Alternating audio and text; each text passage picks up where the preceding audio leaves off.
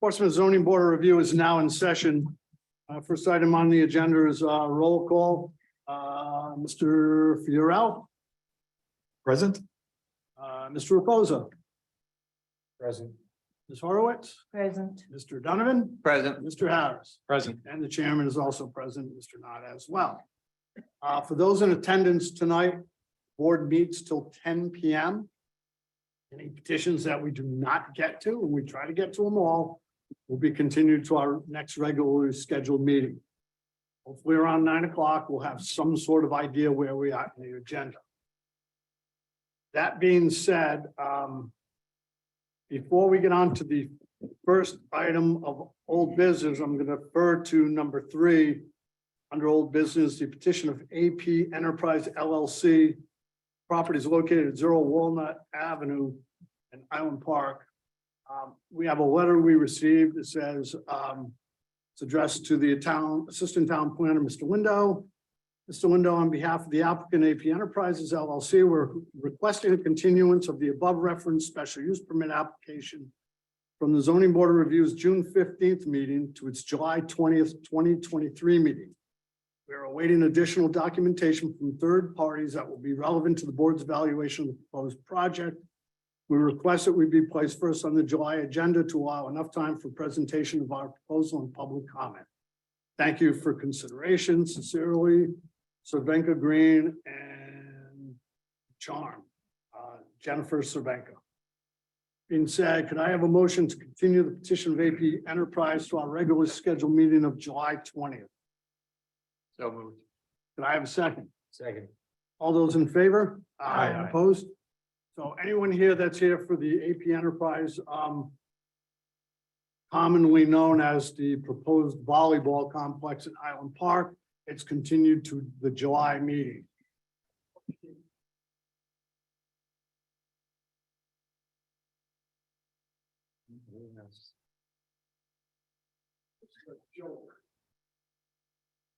Process, sir. Sorry, I don't make the rules. I said, it's the process. I don't make the rules. We don't make the rules.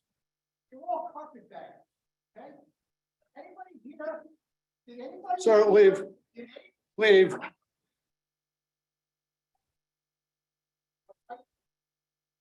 Go. Thank you. I'll tell Leave. Sir, leave. We haven't even heard the petition yet.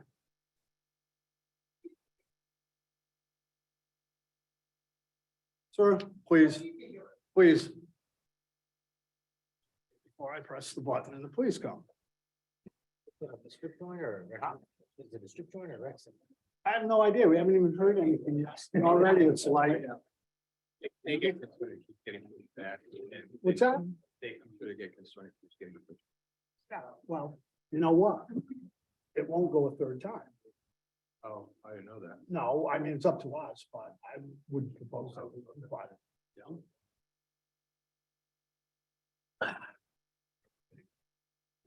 Really? What is a carpet bag? That's I'm not quite sure. I don't know. Look it up. Yeah. Pretty sure. Oh, okay, I got it. Thank you. All right. The first item we'll be hearing on the agenda is a continued petition of Richard Daddario, representing Brian Earhart. I understand Mr. Daddario is not here. Okay. All right. Hearing this petition, this continued petition is myself, Mr. Fiorell, Mr. Reposer, and Mr. Donovan, as we've heard it. Hi. Can I have your name, please? Crystal Collins. Crystal Holland. Collins. Collins, thank you. And Ms. Collins, you're I'm from an the same attorney. firm. I am, yes, Daddario and Collins. We did receive amended drawings. So if for the record, this is what I come up with, and you can tell me if I'm correct or not. Where the applicant was originally requesting a 25-foot side yard variance to the south, and now requesting a 15-foot. That's Correct. correct. Okay, the requested, We're requesting 25. The requested east side remains the same at 20. That's correct. And the proposed size of the garage has been reduced from the original 36 by 24 now to 26 by 24. Is That's that correct? correct. Yes, So your request then is to amend the petition to reflect these changes? we are. Yes. Okay. Could I have a motion from someone, from one of the four members or the other three members to allow the applicant to amend their petition? Make a motion to allow him to amend the petition. Okay, thank you. Do we have a second? Seconded. All right, all in favor? Aye. Okay. All right. I don't think there's probably much to add. No, there's not. I was just gonna have Mr. Casey, if you had any questions for him in regard to the plan or any of the revisions. he can testify. I don't. I applaud the applicant for trying to come, we understand that it's a light industrial lot and it's going to require a variance regardless. But as I explained to Mr. Dario, you would hope it would conform more to residential lot because that's what it's being used as. And that was the source of the debate at the last meeting. And I applaud the applicant for trying to reduce it so it reflects more than that. I know Mr. Reposa had some suggestions, et cetera, for reducing the size. Have you seen the plans? Yeah.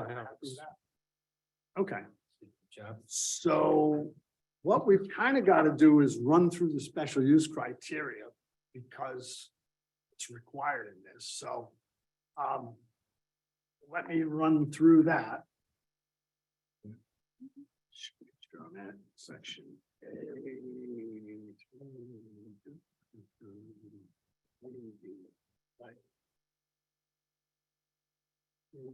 Alterations, of Article 6, Sections E and C. Bear with me.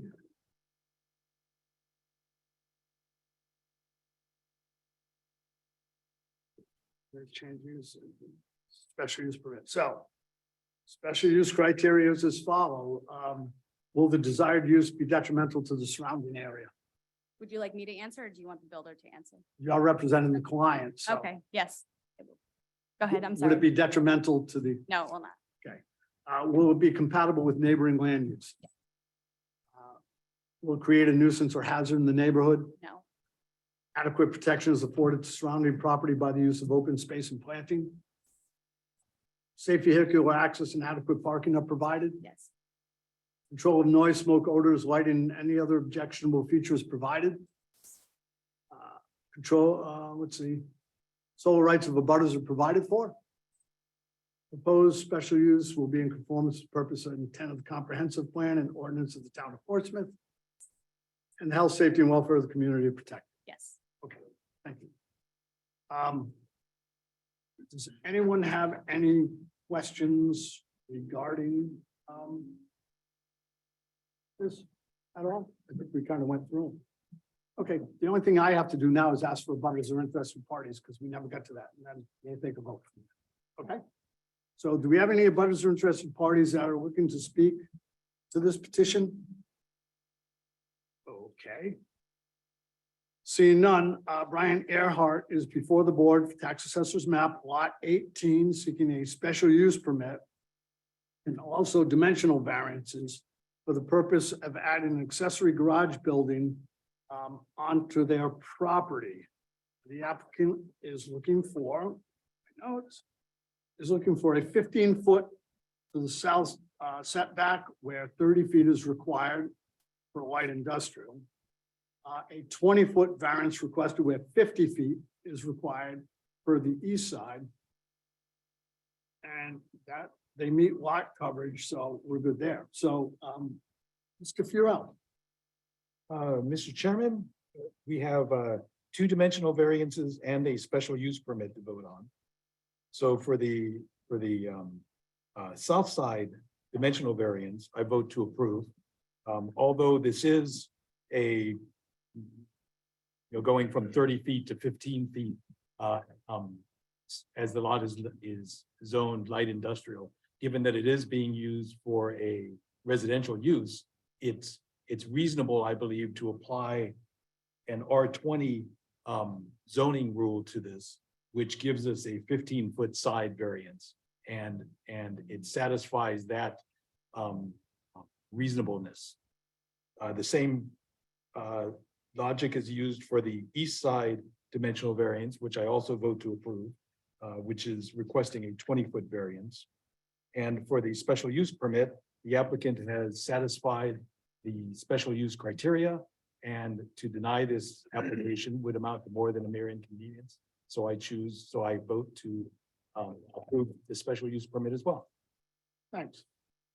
Mr. Reposa. Also vote to approve the special use and all the variances as stated by Mr. Purell. Thank you. Mr. Donovan.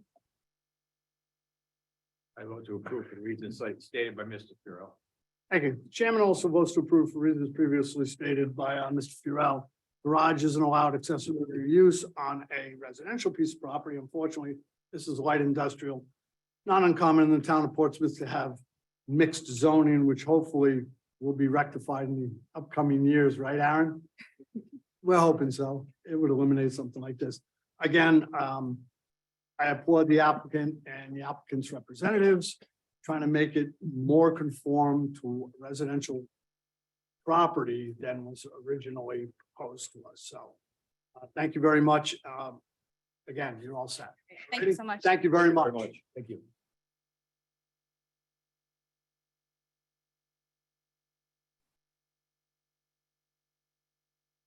Okay, next item on the agenda is a petition by Eric Offenberg representing 1127 RE Investment LLC for property located 1172 West Main Road, being tax assessors map 44 lot 3, again zoned light industrial.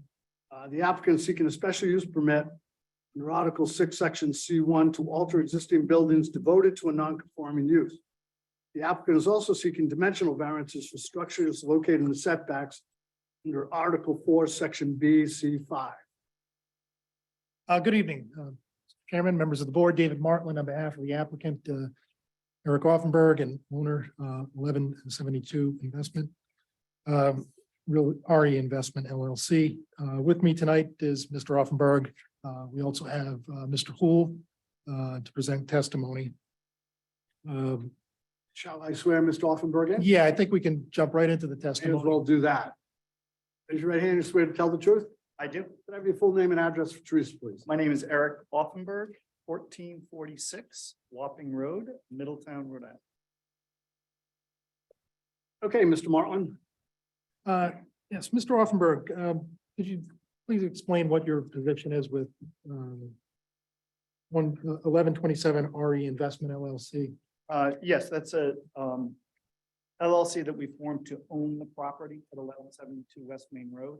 That's myself and a partner, Kevin Corson. And did you purchase that property at 1172? We did. We bought the property last year. And could you just sort of explain what the existing conditions of the property? Yes, I think everybody's probably very familiar with it. Unfortunately. This was known as the Sunset Cabin. Yes. It's been in town for over 60 years. It was actually a pretty well-run facility for a long time. The family that was running it ran into some issues, in the 2010s. They sold the property off. The past owner really had no regard for kind of town rules. Went in, started to demolish some of the buildings, really made a mess of the property, brought some trailers on there. So when we bought it, our intention was to go in and restore the property to the way it looked 60 years ago, building the exact same cottages. We came to the town to get a building permit and they said, the last guy tore some things down, so you really need to just dot your i's, cross your t's. Let's go back and get a special use. So that's what we're here for.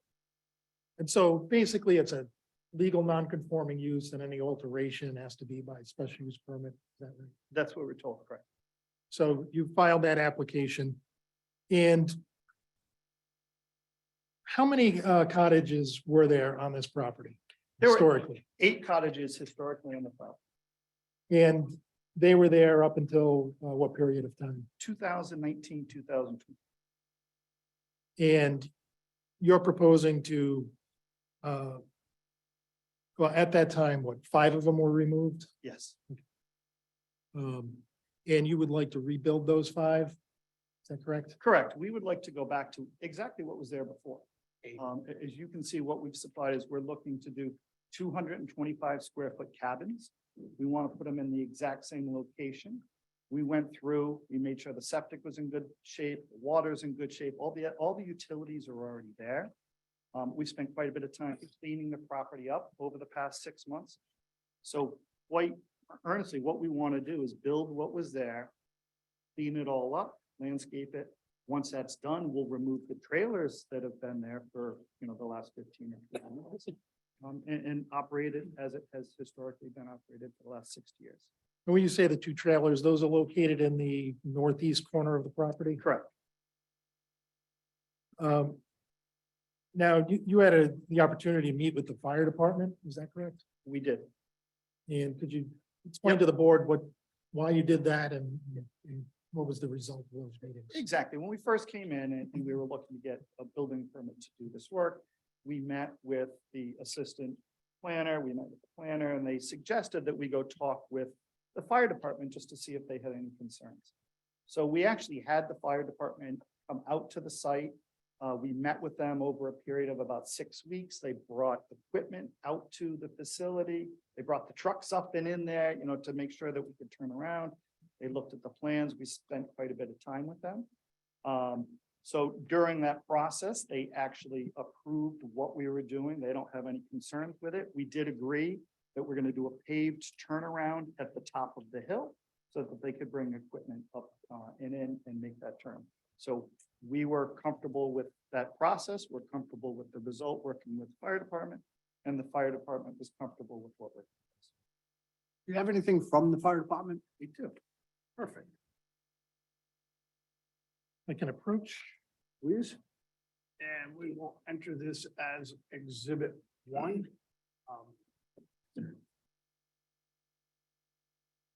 I'll read it for the record. It's to whom it may concern from Captain Mark Reimels after reviewing the plans for the proposed weather vane cottages project located 1172 West Main Road, meeting with the owner developer and personally viewing the property. I have no reservations supporting this project as presented. The owner has worked with the department to address any concerns regarding fire department access. Respectfully, Captain Mark Reimels. Okay. All righty. How about the updated plan? Thank you.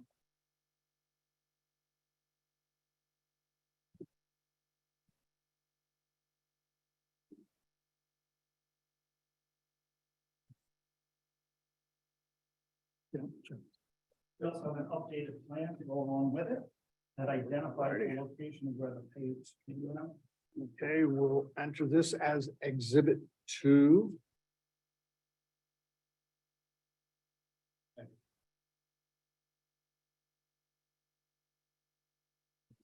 Thank you.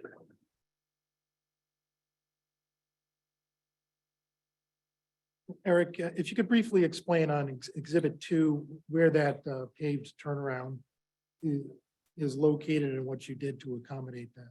Yes, if you look at the plan in the northeast corner, the driveway from West Main Road goes up a hill. And you can see where the 8 cottages are located. There's a turn, there's a bend right there. And you'll see that it's labeled that area will be paved.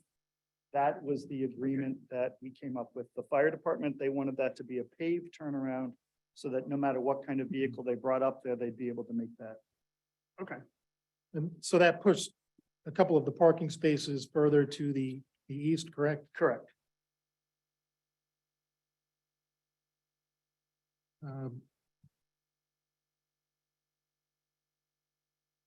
So you're familiar with the requirements associated with the granting of a special use permit, is that correct? Correct.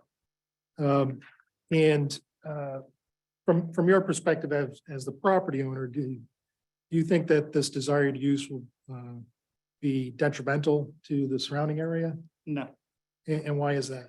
it's been existing for 60 years. It is a very minimal use of the property. We're not proposing to cut any trees to change anything that's there. So it will really have no negative effect on the abutting property. And will it be compatible with the neighboring land uses? It will. If you look at that area right there, there are residential uses right along the front of it. We have the house in the front of the property, and maintaining the cabins in the back of the property. Once again, as it's been in that neighborhood for over 60 years. Will it create any nuisance or hazard in the neighborhood? No, once again, it's a setup that has been there for 60 years and hasn't created any issues. Is adequate protection afforded to the surrounding property through the use of open space and plantings? Yes.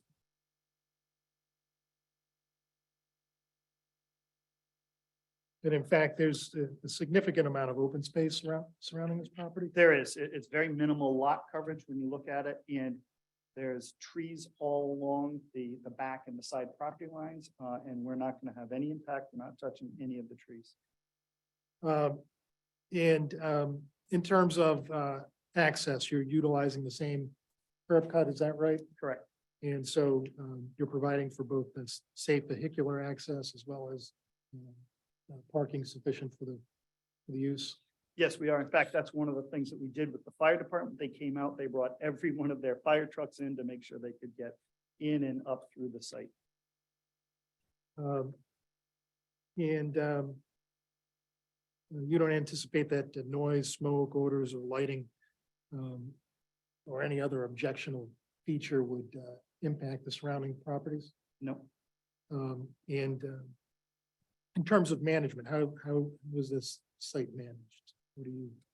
so we've set up an LLC. We're going to run it as a campground as it was before with the cottages. So we will have a manager of the property there. So when people are coming in to check in, to move in, we'll do that. And we will also have a cleaning staff that will clean the cottages when people leave. So it will not be, we're not out of town, we're local people. We're going to have a manager on site. So we'll be there all the time. And who would be able to deal with any particular issues that come up around the clock? Correct. There's nothing that would impact the solar rights of abutting properties? And I've got Mr. Poole, who will also testify with respect to these provisions, but I guess finally, this wouldn't negatively impact the health, safety, or welfare of the community from your No. perspective. Now, you've also asked for variance relief, is that correct? Correct. And could you explain to the board what relief you're requesting? Yes, if you actually look at the site plan, the existing facility, the units that are still there, there's a house in the front of the property that doesn't meet the front yard setback. Two of the cottages that are still existing are to the south of the property and they're already within the setback. So as we talked about earlier, the septic systems are in, the water lines are in, the sewage system, the electric, all of the utilities are already in and they go to those exact locations. So if we were to try and meet the setbacks, we'd have to pick up the house and move it. We'd have to move those cottages. We'd have to move all the utilities. That would put the buildings closer together. It would push the parking closer to the exterior. So it's really the minimum that we're looking for because it is existing. It would be a major inconvenience to have to move all of those. And those variance requesters because it's a light industrial lot. Correct. I'm looking at this where the side yard to the south, proposed distance to the property line is 20 feet, which would be consistent with an R30 or R40, yet light industrial is 30. Correct. Right. Okay. Same with the front yard where setback there is 60 feet. Where if it was an R30, R40, it would be 30 feet. But it's light industrial. And once again, we just wanted to dot the i's, cross the t's, make sure that we're doing it. I don't think I have any further questions for Mr. Offenberg. I have a couple, just for the record, you're still proposing to keep the 4 campsites there. Correct. Campsites are tenting sites? Correct. Okay.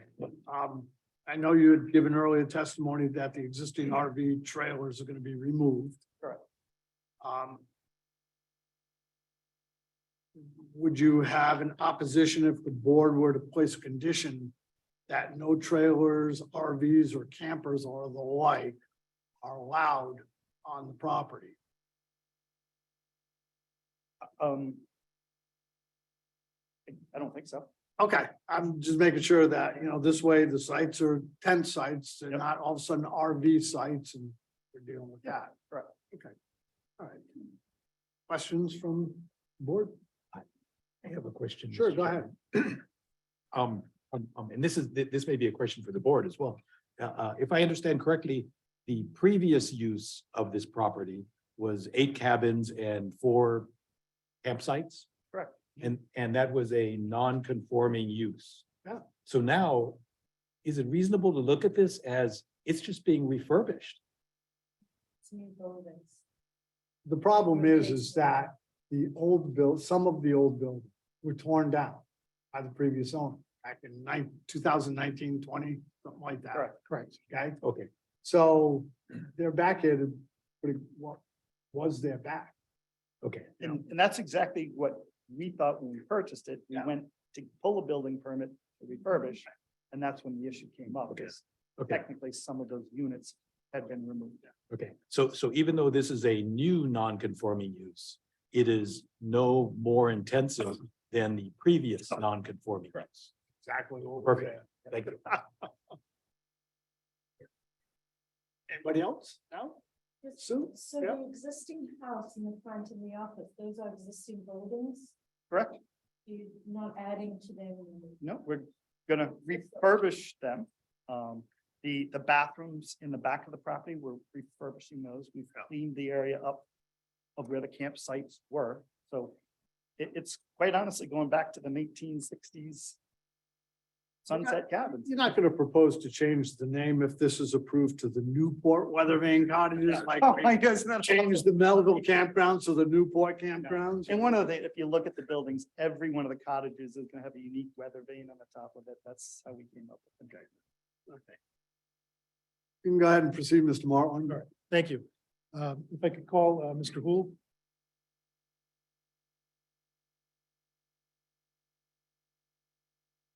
Good evening. Good evening. State your name for the record.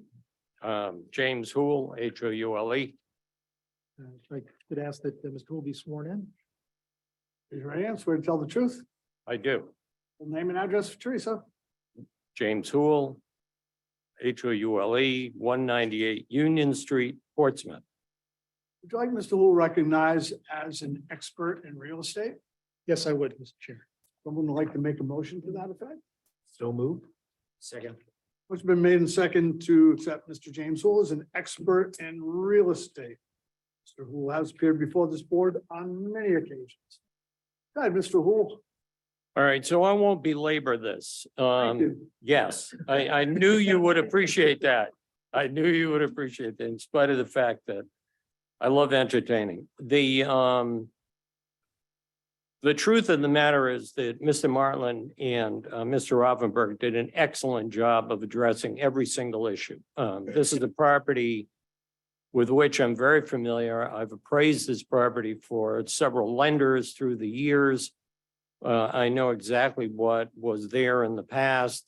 And this is a great opportunity to refurbish a property that I think adds a lot to the town. It's a good business.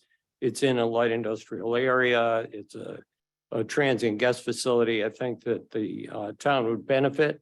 And because of the fact that this is going to really be totally rebuilt, I think that it really is a positive force for the town. In my report, which Mr. Martland has, I can approach. Sure.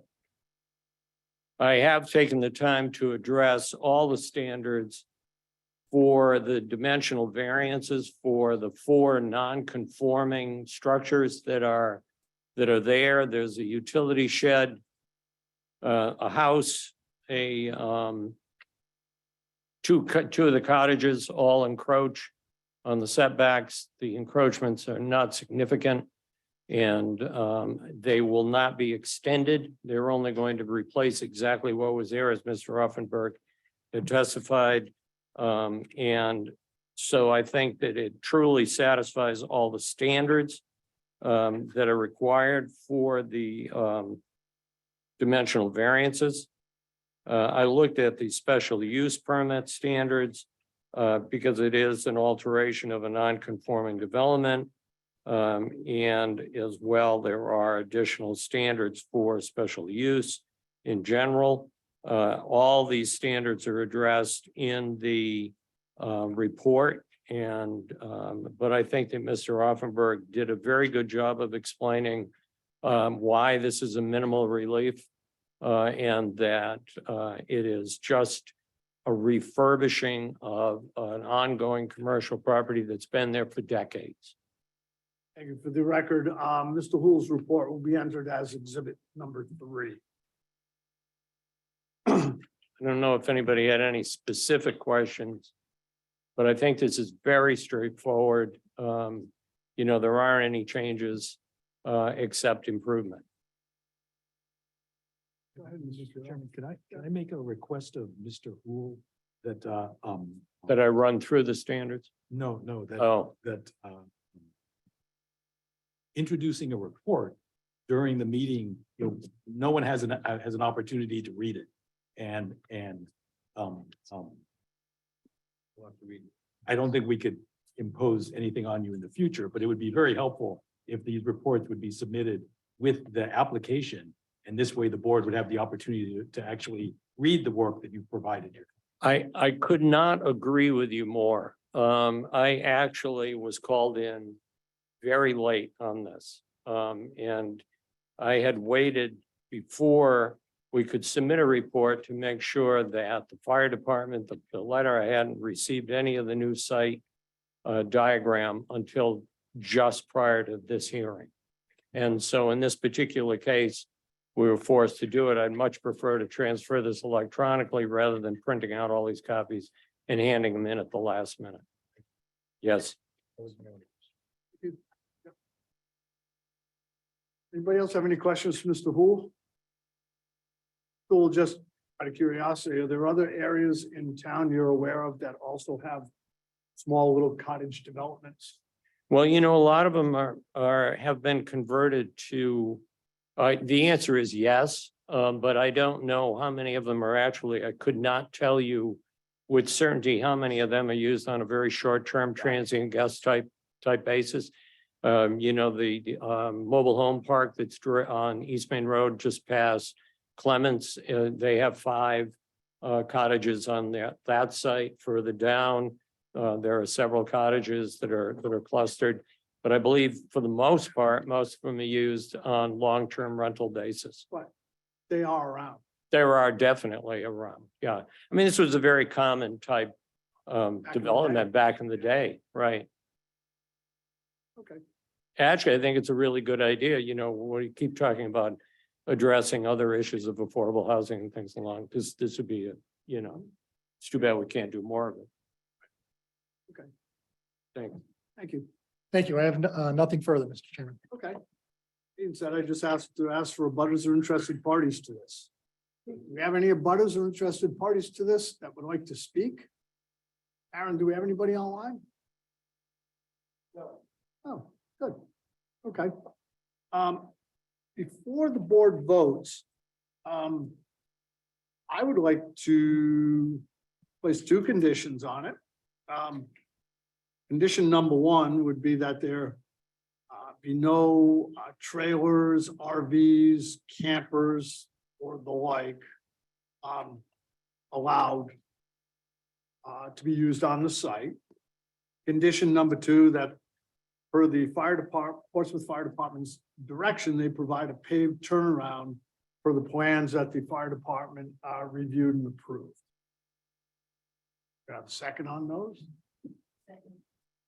All in favor? Aye. Opposed? Okay. That being said, our investment LLC is before the board for a special use permit, of which they have given testimony that they will meet those requirements. And they're also seeking a 22-foot front yard variance, which already exists, and a 10-foot side yard variance And these are both for existing cottages that are there now. Their intent is to rebuild the cottages that were removed and put the property back as it was in its inception 60 years ago to some of us who grew up in town known as Sunset Cabins. So, Mr. Furell, you want to tackle this? Yes, sir. Mr. Chairman, I vote to approve the front yard setback of 22 feet. That setback currently exists with an existing structure, and having the structure refurbished and used for its identical purpose is only beneficial to the town.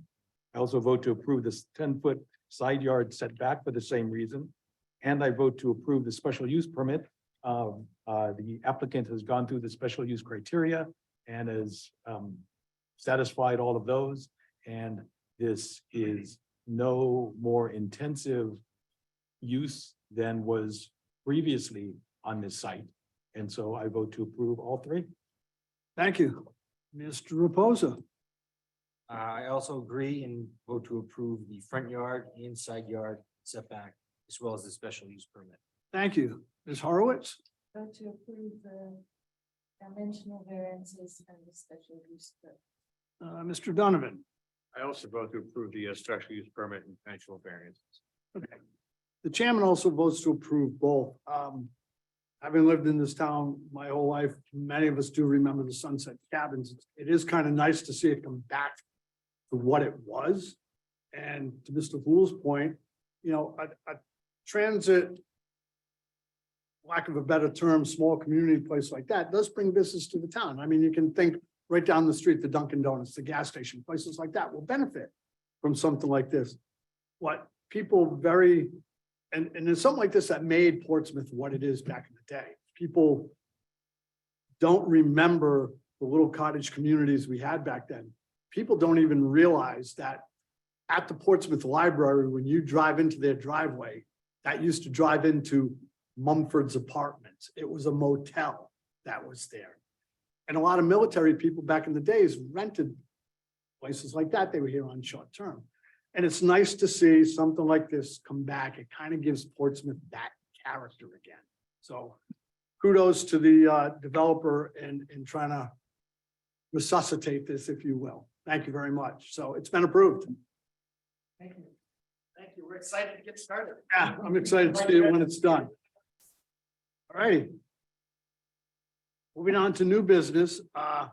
First item on the agenda is a petition by Jason and Sadie Peters, the property located at 44 Valhalla Drive, being tax assessors map 24 lot 194. Zoned R20, the applicant seeking a special use permit under Article 7, Section A1C and dimensional variances, Article 4, Section B, and Article 6, Section A4 to construct a partial second-story addition and a front porch with stairs on a substandard lot of record. Hearing this will be myself, Mr. Furell, Mr. Reposa, Ms. Horowitz, Mr. Harris, and Mr. Donovan will be the alternate on this. Raise your right hand. Okay, individually. Swear to tell the truth? I do. Full name and address for Tracy. Sadie Peters, 44 Valhalla Drive, Portsmouth, Rhode Island, 028. Swear to tell the truth? Yes, sir. Full name and address, please. Jason Peters, 44 Valhalla Drive, Portsmouth, Rhode Island, 02871. Okay, why don't you explain to the board what you'd like to do?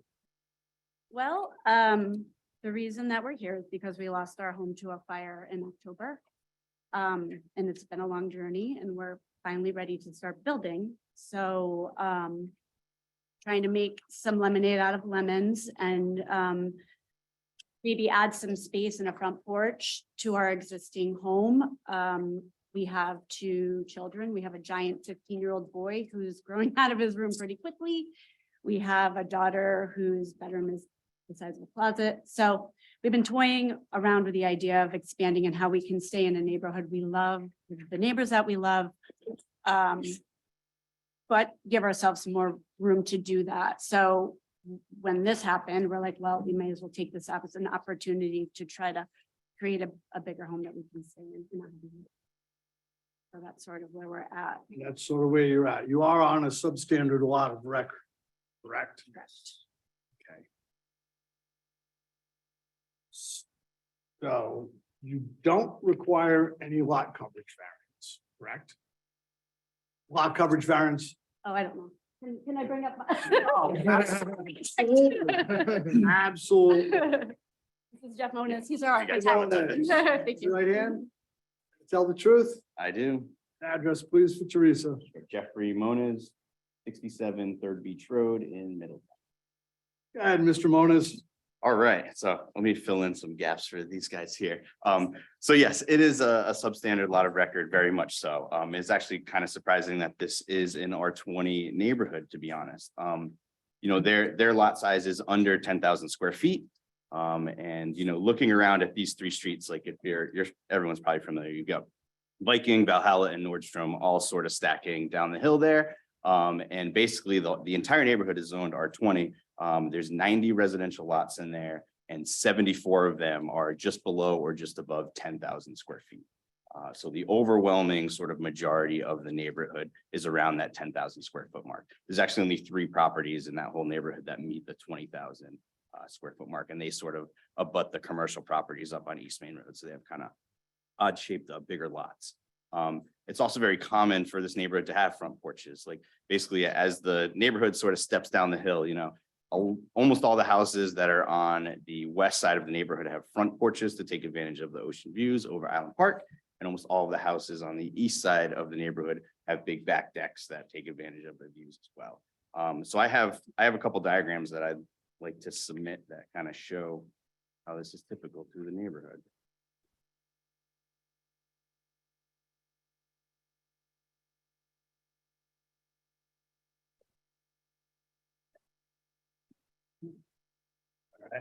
Make this. All right. So we'll mark what is listed as survey of R20 lots on Viking Drive as exhibit 1. So thank you for that. You want to pass them down all the way down? Okay, pass those down that way. And also there are some photographs we will mark as exhibit 2. Second.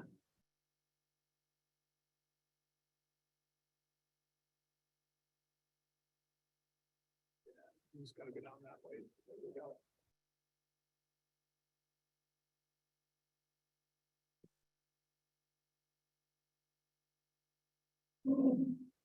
Okay, go So yeah, ahead. that first survey exhibit just shows how the like overwhelming majority of the neighborhood is at 10,000 square feet. So we really looked at the R10 sort of zoning guidelines when we looked at this house. And the R10 front setback requirement is 20 feet, which we would comply with.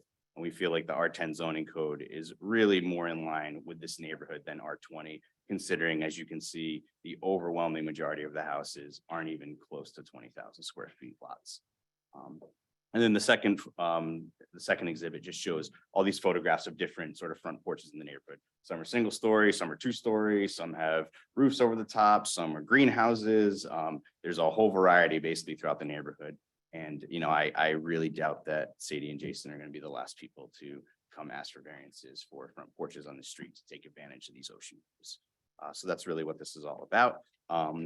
There's no sort of injurious issues with the neighbors. You know, this doesn't look down over anyone's private yards. It's not going to block light and air from any of the neighbors. It's not going to cause any issues. I mean, right now, the existing sort of front stoop and stairs are in the setback as they are. I think probably every house on that street, their front porch and whatever they have there is inside the setback. So we really feel like this. So is in Mr. line with Monas, neighborhood. to the south side, the 0.3 foot variance. You're saying that already exists, right? Yeah, the stairs are already there, Right, basically. that yes. already exists. So we're basically coming like a foot further than the stairs that exist there right now. Okay, And like we said, we're really kind of we didn't try to go beyond that 20-foot front Right. setback, which we think is really the common denominator in the neighborhood. right. And to your point, if this was an R10, they We wouldn't be here here. for the front yard variance. Yep. I'm gonna ask you a question you may not know the answer to. Mhm. And I may defer to Aaron too, because I'm not sure. Yeah, we have issues down in Common Fence Point where the property lines are really 10 feet off of the pavement Mhm. as a property line, but they're 20 feet from the road. Mhm. Because the town's original intent was to build these wide roads, which they're not gonna do. Yep. Is this one of those where these roads, their property line is not up to the road? There's probably still another 10 feet. Yeah, to the, you can see from the survey, I mean, he's marked that the road is 40 feet wide, which the road is certainly not 40 feet wide. So yeah, our front property line is not at the street edge. get to that. Like we said, it's kind of like a nice setup in this neighborhood as it steps down the hill is like these sort of front decks don't really like, they don't interfere with people's privacy, right? Like you're not seeing down into anyone's like private backyard. You're just Right. kind of looking down over the street and the front of the house. At least, I mean, this is not like some big roof deck that there's going to be lots of people congregating on. We were talking about a 6 foot deep front porch and the second balcony is off of what will be their new bedroom. So you've got to go upstairs through the bedroom to get out there. So there's not going to be like large amounts of people gathering in these porches, that's for sure. So really according to the survey, look at it correctly. The closest the house would be to the paved area would be 24 feet. Is that correct? Well, the paved area, I think, extends beyond, like you can see where he's marked Valhalla Drive is 40 feet wide. So he's Right. not showing like a paving line, but I think Right. you've got another, that street, there's no way that street's That 40 feet street's not wide. 40 feet Yeah, wide. so I mean, I would think you've got another 8 feet or so at least to the paving edge from there. Aaron, your opinion on that? That sound about right? That sounds about right, yeah. Yeah, it's similar to common fence point thing. Common Fence Point actually has the Island Park and Common Fence Point have a larger right of way than this Yeah. does, so. Mhm. Okay, all right. So yes, you're close to your property line, but there's that 40 foot buffer. Got it. Okay. Above and beyond that, they're not requesting any height variance, not requesting any lot coverage variance at Nope. all. Nope. Okay. The lot coverage will actually stay about the same because we're taking a Right. small deck off the back that's Right. in there and just not Okay. using that anymore. Right. Focusing everything towards the views.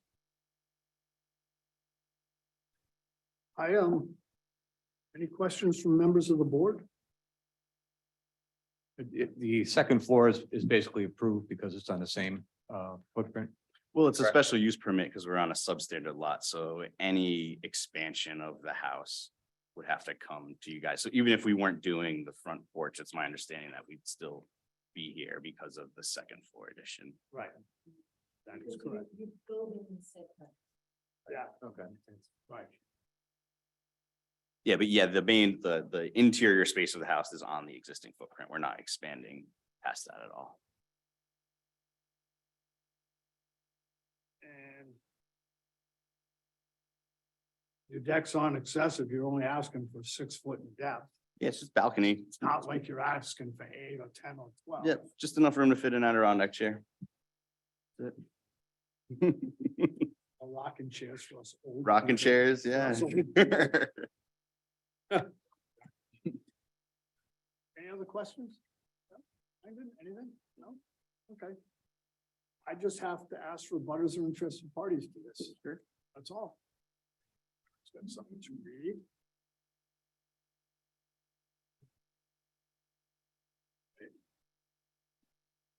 We have 3 letters. First one, Daniel Odell and Matthew White.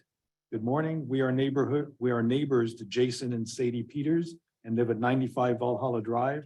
We approve of the addition they plan for their home and can't wait to see how it comes out. Please allow them their special permit. Next is from Stan and Judy Raymond. Our property is 55 Valhalla Drive, and we both have no problem whatsoever with the addition that the Peters family want to put on their house.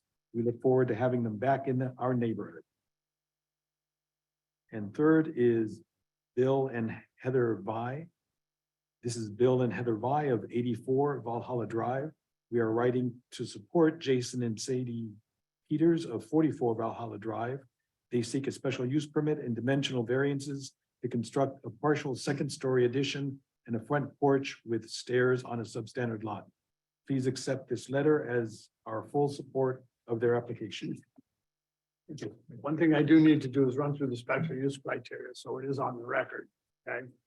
So if approved, will the desired use be detrimental to the surrounding area? No, Okay. Will it be compatible with neighboring land uses? Will it create a nuisance or a hazard in the neighborhood? no, Adequate protection is afforded to the surrounding property by the use of open space and planting. yes, Safe vehicular access and adequate parking are provided. Controls of noise, smoke, odors, lighting, and any other objectionable features provided. yes, Sole rights of the abutters are provided for. yes, Proposed special use will be in conformance with the purpose and intent of the comprehensive plan and ordinance within the town of Portsmouth. yes. And the health, safety, and welfare of the community are protected. Thank you.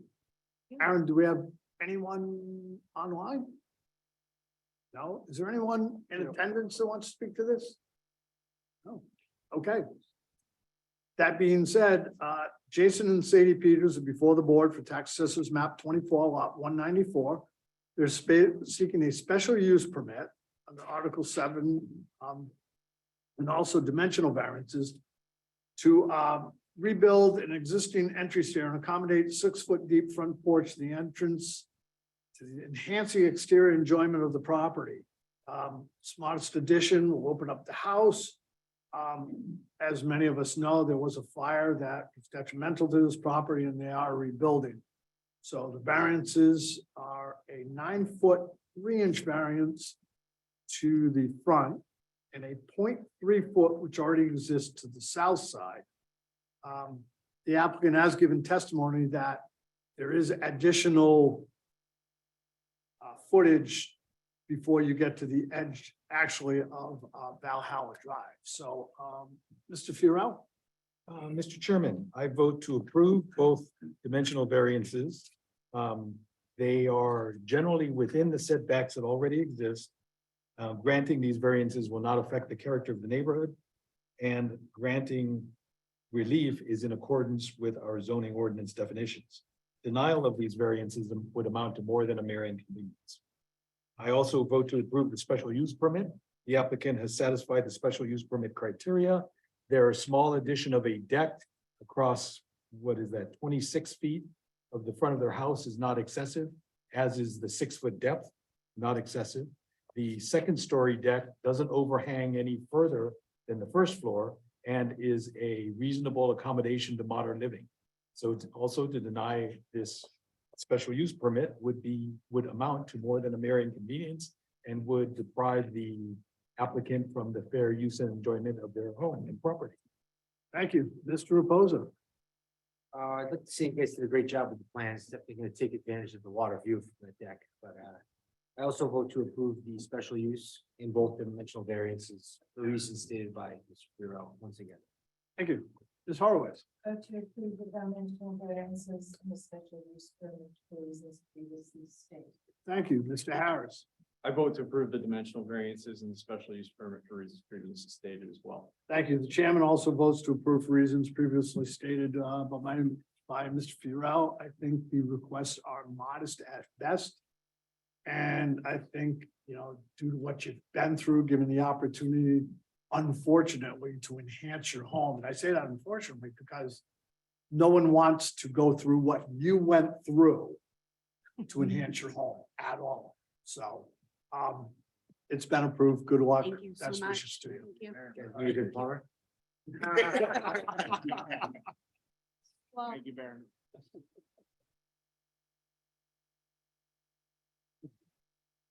All right.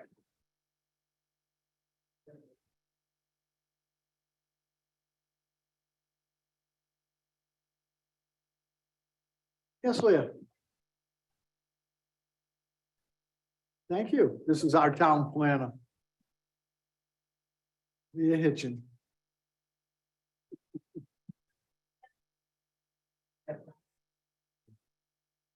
For a long time, I heard too. All righty, next item on the agenda is a petition by Doug and Bernadette Vernon for property located at 13 Baker Road, tax assessors map 16, lot 18. Applicant seeking a special use permit under Article 7 and dimensional variances under Article 4, Article 6 to construct a roof over an existing deck and enlarge a second floor deck on a substandard lot of record. Hi, raise your right hand. Swear to tell the truth. I do. Full name and address for Teresa, please. Bernadette Vernon, 13 Baker Road, Portsmouth, Rhode Island. Okay, tell us what you'd like to do. Well, thank you. My husband and I live at Baker Road. It's a 2-bedroom house. We've had it for 25 years. And on the back of our house is a deck that was built with the house. And above the deck is a second deck off our bedroom. And both of them need some work. And then they also have been covered with we've covered them with canvas awnings, which are always getting wrecked because it's so windy there. And so we're at the stage now where we're gonna do a whole new set of awnings, and it's, the last time we did it, it was something like $7,000 or $8,000. So we thought, really, it's so hard to use that deck on the water with the wind. We wanted to use the upper deck as a partial roof, which it already kind of is, and just make an actual roof on the rest of the deck downstairs. So we don't want any additional footage, or we're not expanding what we already have on the first floor. We just want to make a more protected space from the sun and the wind, and so we can use it more. So again, to your point is you're not looking to encroach any more than what's there encroaches. That's right. And I believe you said that are you renovating the decks due to age? Yeah, we need to anyway, but Okay. but we're not doing anything that isn't already there, Right. just. And then as part of the process, it was sort of like, well, as long as we're spending money to replace this, why don't we just do this? Yeah, and of course, if we were to do a permanent roof, Right. that would change the way we did the floor and the Right. rail and that stuff. We just all integrate it properly. Because this is a substandard lot of record, Mhm. do have to ask you the special use criteria, so I will run through it. Will the desired use be detrimental to the surrounding area? No, Will it be compatible with neighboring land uses? yes, Will it create a nuisance or hazard in the neighborhood? no, Is adequate protection afforded to the surrounding property by the use of open space and planting? yes, Safe vehicular access and adequate parking are provided? yes, Control of noise, smoke, odors, lighting, and any other objectionable feature is provided? yes, Solar rights of abutters are provided for? yes, Will be in conformance with the purpose intent of the comprehensive plan and the ordinance, yes, and the health, safety, and welfare of the community are protected. yes, Thank you. yes. Does anyone have any questions for Ms. Vernon at all? And to me, it was pretty straightforward. Okay. No questions? Sir, no. I just have to ask for abutters or interested parties to see if anyone has anything. Are there any abutters or interested parties to this that would like to speak on this? See Mr. Chappelle walking this way, that could be dangerous. Yes, Mr. Chappelle. Oh, no. Extremely good people. Thank you. Knowing that a couple of years ago, you didn't even need to grant anything on this because it's really under the new rules of intensifying an existing footprint. But because of Airbnb's other place in town, we now worry about intensification. Right. These are not Airbnb, these are lifers down at Baker, and fully support as an abutter. Thank you, Mr. Chappelle. Thank you, Court. You always get worried when you see an attorney walk off. Yeah. Yeah. Do we have anyone online, Aaron? No. No. Okay. All right. Seeing none, Doug and Bernadette Vernon are before the board of tax assessors map 16, lot 18.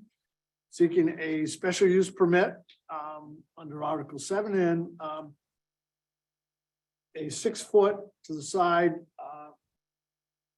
dimensional variance for the purpose of putting permanent roofing on their existing decks. There's no intention of encroaching any more than already exists. Mr. Furell.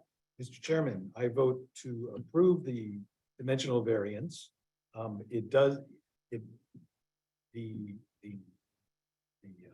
enhancement to the property encroaches no more than it already does.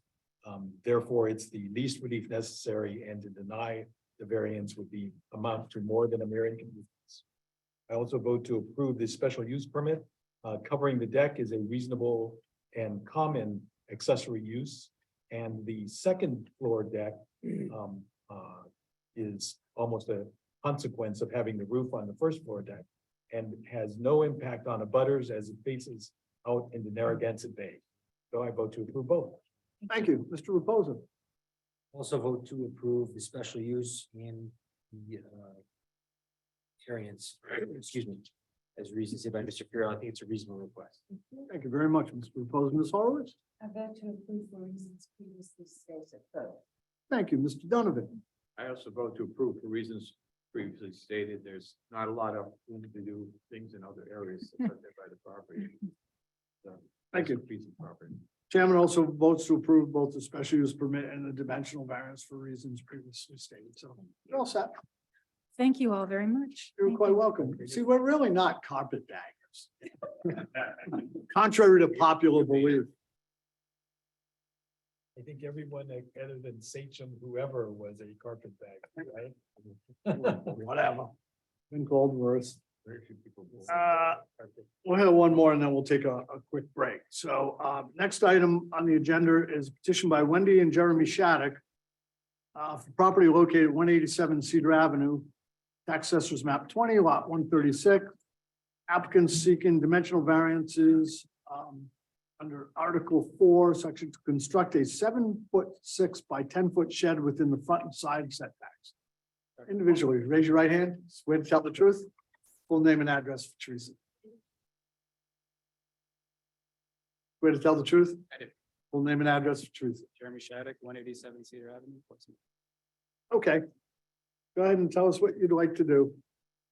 So we would like to put a small shed on the front side yard of our property. The main justification for that is that we do not have a backyard. It abuts onto the cove, Bluebill Cove.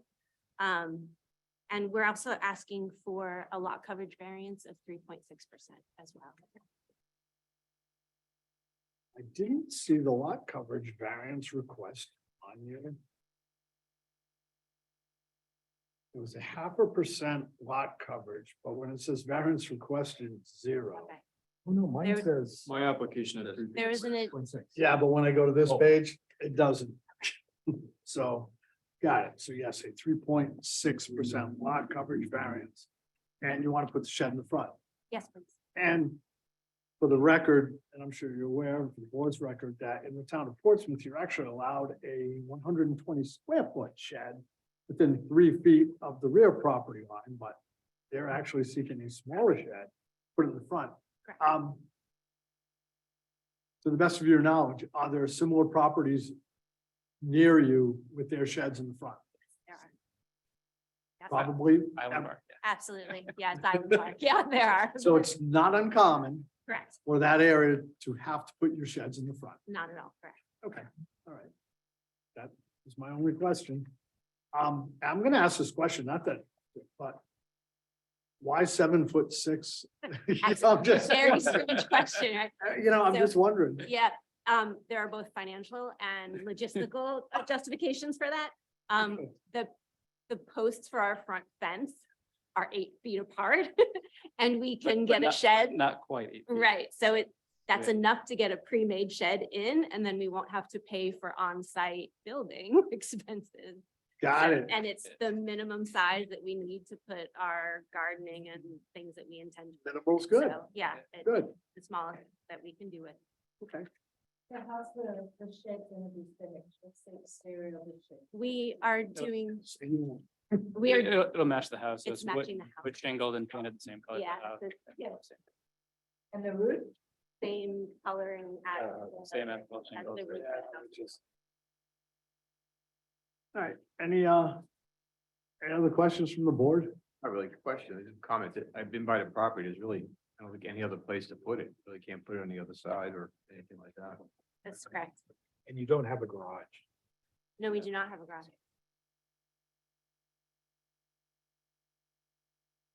Works for me. Okay, I just have to ask for butters of interested parties, that's all. Anyone? Aaron, anyone? No. Anybody in the audience who wants to speak to this? Okay. So moving forward, Jeremy and Wendy Shattuck before the board for tax assessors map 20 lot 136. Seeking a, Mr. Chairman, could you run by the dimensional variances? I'm going to Oh, right now. all right. Yeah, I'm about to. Yeah. Seeking a 17-foot front yard variance and a 7-foot side yard variance and also a 3.6% lot coverage variance for the purpose of locating 7-foot 6-inch by 10-foot garden shed to the front of their property.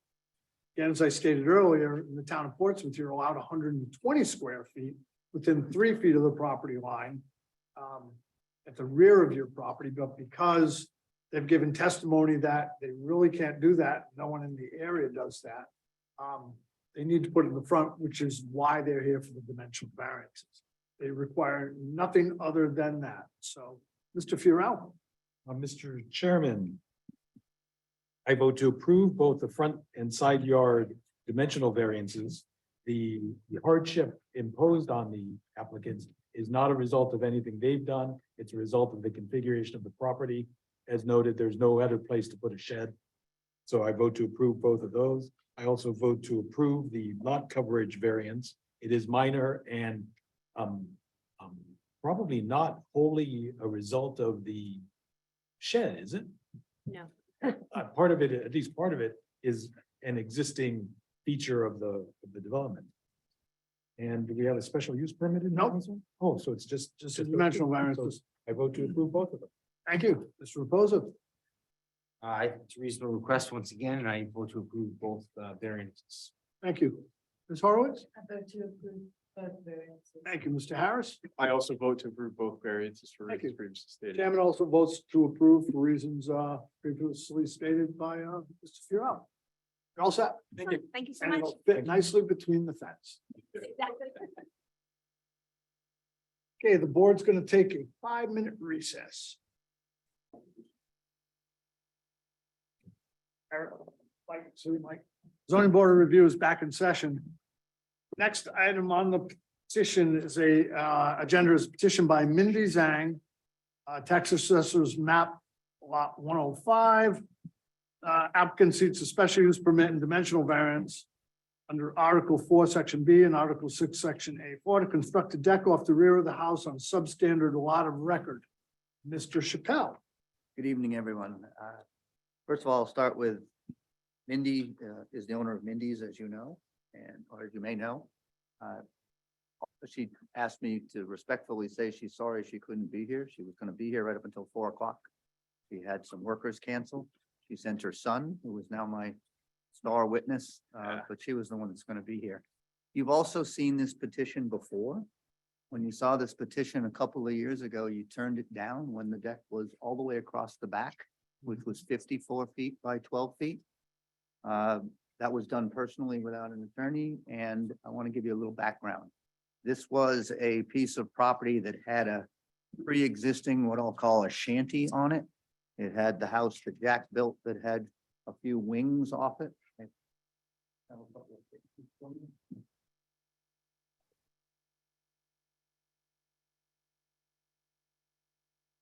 And these, and that created a footprint. Thank you. So what you have is a pre-existing non-conforming, non-standard lot, because it is not 10,000 square feet.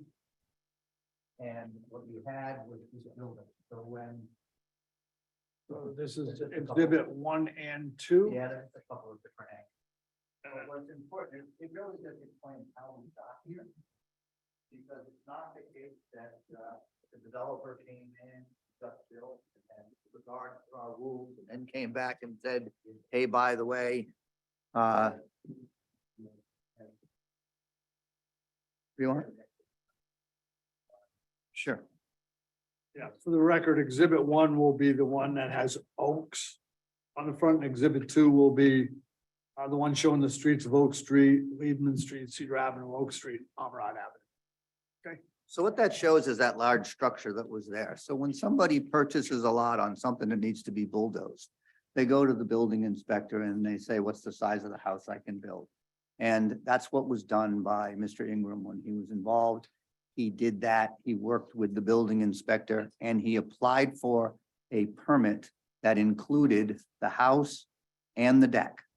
At some point during construction and through Google Earth, he was told by Mr. Kent and then by Mr. Assiola that the portion that sticks out a little bit where the deck is, you can't go all the way across the back of the house because now you'd be enlarging it, so you need some relief. They also told him to go forward and he put in, and they shouldn't predict what the board is going to do, but they inspected the concrete piers and inspected the deck, but it wasn't built yet because this board had not granted them permission. You look at the back of the house, installed in the house was a set of patio doors. Those patio doors now have had to be blocked for a couple of years by code. And obviously, if you go through them, you step out 8 feet below. I did ask Aaron to pull the GIS map for us because I think there's one more thing I want to point out before I tell you what we want and why. The house has virtually kind of no backyard because of the proximity to where the original footprint was. That's one of the. That's the old area. This is 2023. Oh. There's one that's an aerial view that's just a little bit. So it's just from a different angle. So when. Hold on. Which year? The system was in, so it was 21. Now.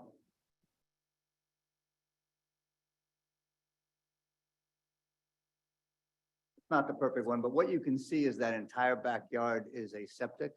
That is what's commonly known as the Advantech system. The green round tubes are the ones about the middle, and that giant or big rectangle is the sand filter that's elevated. So there's no yard, and the deck that we're proposing basically goes on top of that. So it's not really big usable space now. The deck we have cut back from the 54 feet, which was all the way across the back that was before you last time. It now goes 32 feet because there's no reason, quite frankly, not to start it at the beginning of the house. And it has to get past the patio doors. And the other angle shows that the patio doors are approximately where the 0 is in the 2105 on that picture. That's what I was trying to get to, the other angle. So it is a deck that is somewhat larger in that it's 400 square feet. But I have one more equitable argument to make for you. Because it was on the original building permit, they have been taxed according to vision appraisal for 405 foot of deck.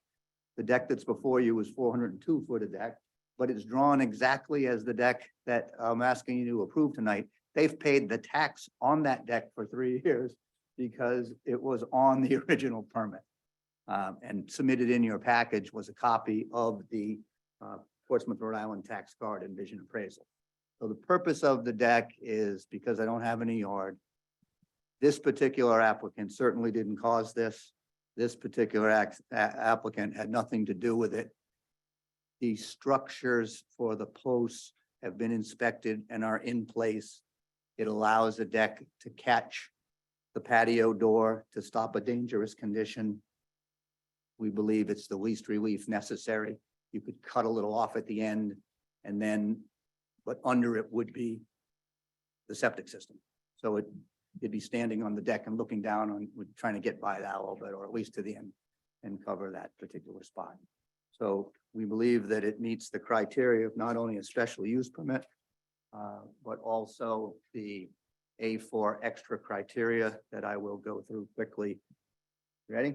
Yeah. Okay. You're familiar with the house? I am. And you live there? I do live there. Okay.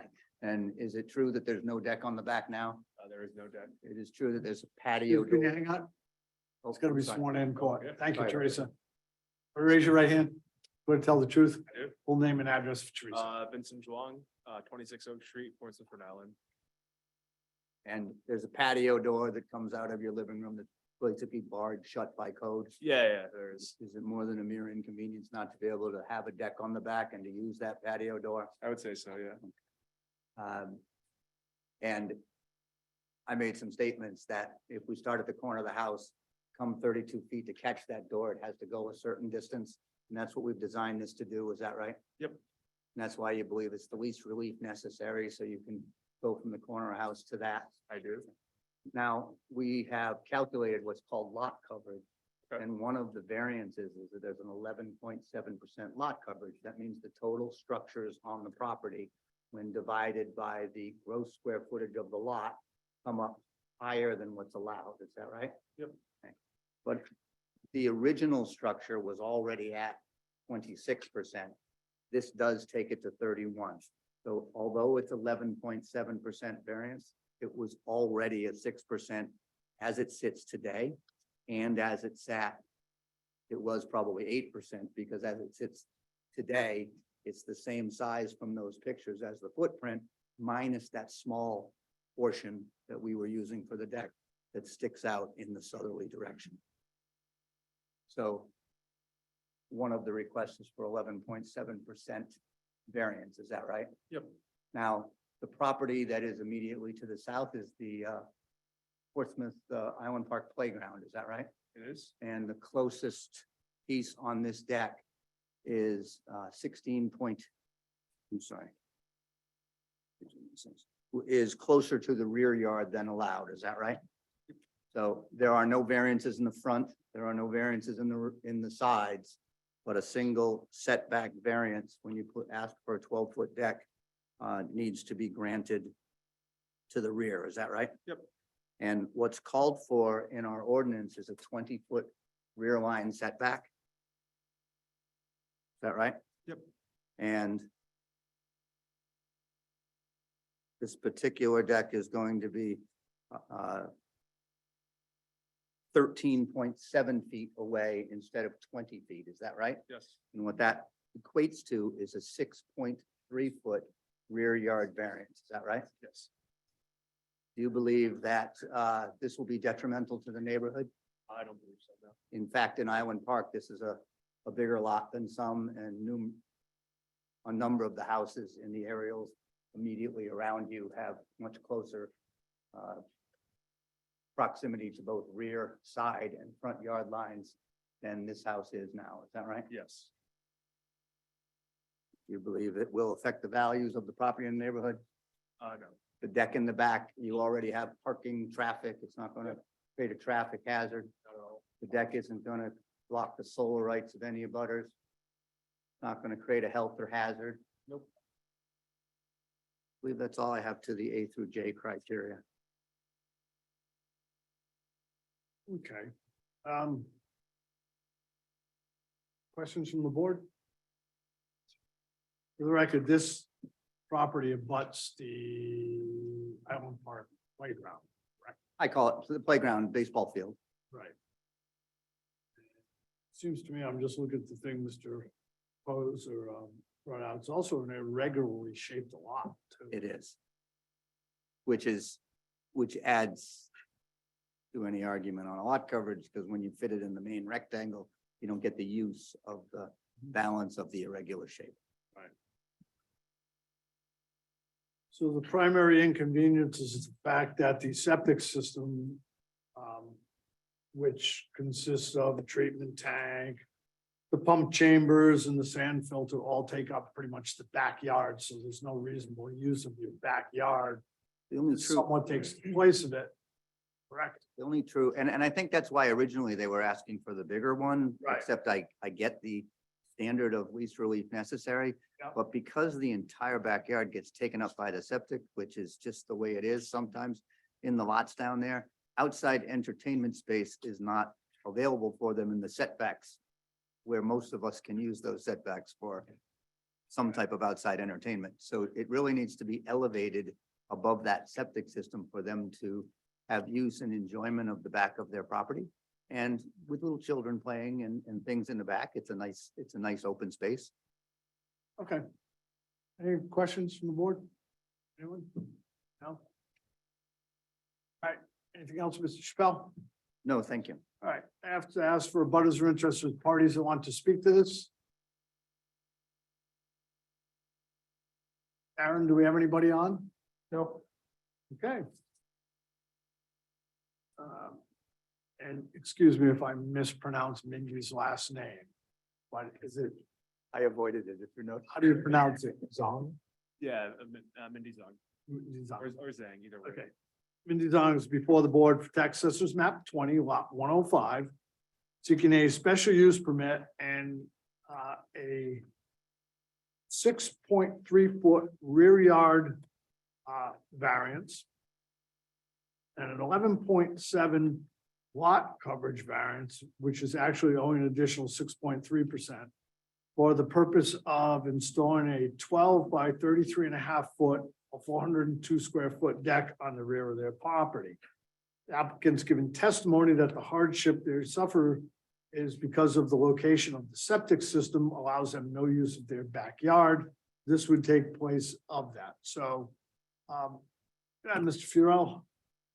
Mr. Chairman, I vote to approve the special use permit. As noted, the backyard is basically unusable. The deck, in this case, replaces the backyard or acts instead of the backyard. And backyards are normal in the neighborhood, so depriving the applicant of this reasonable use of their property would amount to more than a mere inconvenience. I also vote to approve the dimensional variance of 6.3 feet. This lot is approximately 6,500 square feet in an R10 neighborhood. The deck size forces this dimensional variance, which is relatively small and reasonable given the surrounding condition. I also vote to approve the lot coverage variance, which is minor, considering that they only have 6,300 square feet. And to deny that would also be more than a mere inconvenience. Thank you. Mr. Reposa. I think it's a reasonable request for both, so we approve both the dimensional and the special use variances. Thank you, Ms. Horowitz. I vote to approve both the dimensional and the special use. Okay, Special use. yep. Special use. Mr. Harris. I vote to approve the dimensional variance and the special use permit for reasons previously stated. Thank you. The chairman also votes to approve for reasons previously stated by Mr. Furell. I also agree that the denied does amount to more than a mere inconvenience and would not allow the applicant any reasonable use and enjoyment of their property. And also, I believe they meet special use criteria. So, been approved. Thank you. Have a good evening. So, Okay, moving right along. Next item on the agenda is petition by Bill Karagianis for tax assessors map 56 lot 7. Property located at 0 Union Street, which is zone commercial. The applicant seeking a special use permit and a dimensional variance to enlarge a non-residential structure, a substandard lot of record. Mr. Chappelle, I didn't realize Again. you had this one as well. I do. For Chappelle, on behalf of Mr. Karagenis, most of you know the property. It's Mr. Karagenis' business. It's been there since 69. Long, I was gonna say about as long as I remember. You want me to swear him in? Sure. Swear to tell the truth? Yes, sir. Full name and address for Teresa. William Karajanis, 545 Union Street. Okay, So the current business, as you know, is automated vending service. And that lot is a rather large lot. It's neatly kept. It needs no variances. It needs no relief. But what happened a number of years ago is there was the water department had the small building on a separate lot up in the front corner, lot 7. We own lot 8. Mr. Karagenis purchased that building and the water department built a very nice little barn next door. and has a new pumping station. So when we looked at this lot, and what we can do to it, Aaron, did you kind enough to bring up, what was it, that big? Yes, there's a picture of the existing building. When we looked at the existing building, the team, if you will, who is Mr. Principe's office, who's here today, and Mr. Fagan's office, who's the architect, who is not only the architect, but the abutter who lives across the street. Bill got together with them and said, well, what could we do with this? So the first thing that we said was not a heck of a lot because of how small the lot was. And that's the picture like, so that's what's there now. And that served as a pumping station. There was a small bathroom in it. And it's an independently existing building that he can use for commercial purposes. Remember, this is zoned commercial. So there's nothing non-conforming about the use. The lot is just non-conforming as to dimension. And there's non-conforming dimensions because at least on the west side, it's very close to the property line. And on the south side, which is Union Street, it's about 18 feet from the road where 30 feet is required.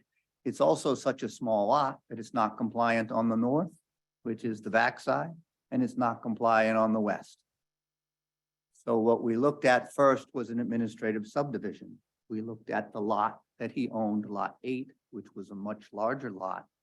And Mr. Principe, who will tell us when he gets here, was taxed with, can we add land to this piece, to this small piece?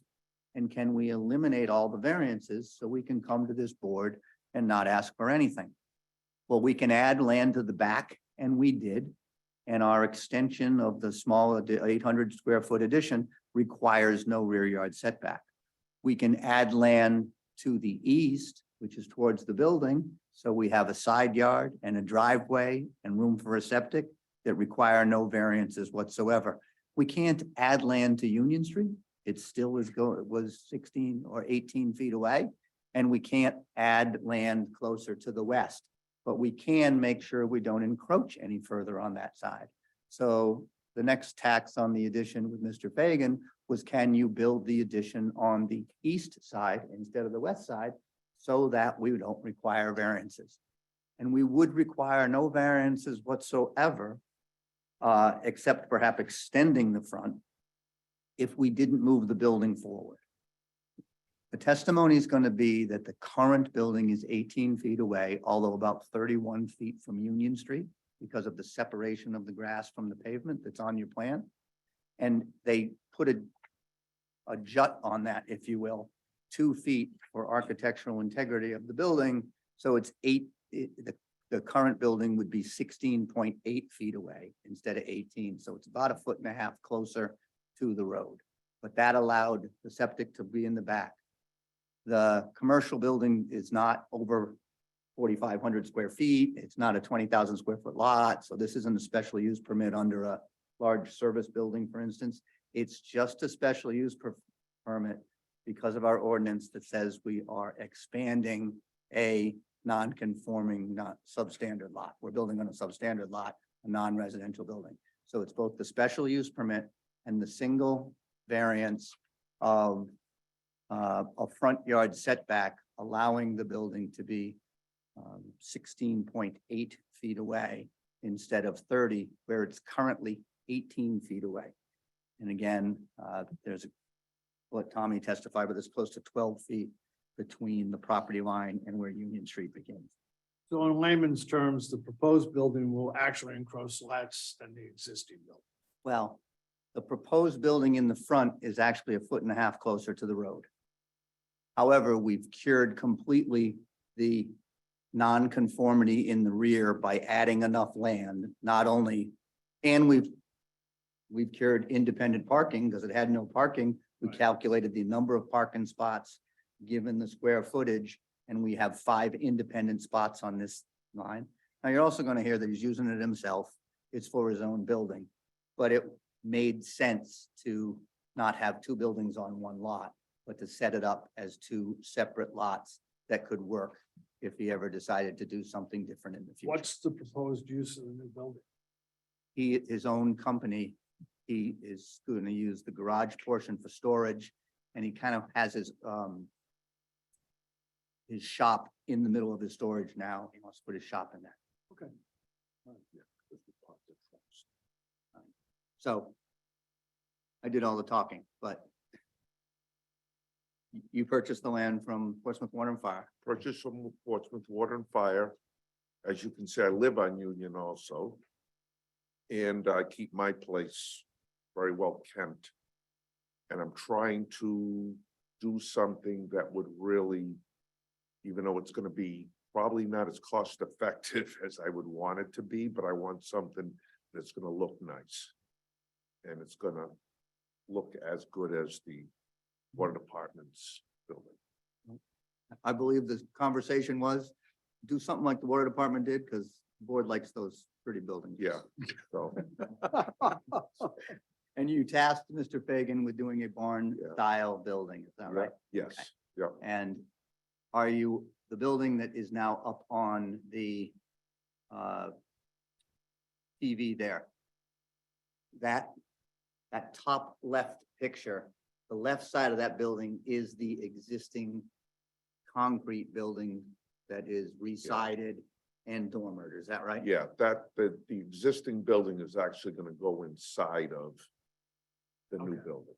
So you're gonna basically reside what already exists there. Correct. Got it. Yeah, yeah. And the structural part of that building is horrendous because it was a pumping station. Right. So Yeah. I've got a second floor already. Sure. And that dormers that second floor, and that jet that we see in that upper left-hand corner, that's the extent that the new building, that garage door portion is coming that 18 inches closer to the 16.5 inches, I think, closer to the road than the existing building. Is that right? Yes, But other than that, we have an administrative subdivision, and this would be conditioned on that being granted, Right. right? Because we can't subdivide the land until we have permission. That wouldn't make a lot of sense for us. But it clearly has to be done conditionally. You're not granting this and allowing us to put it on a lot that's a square foot smaller than that proposed.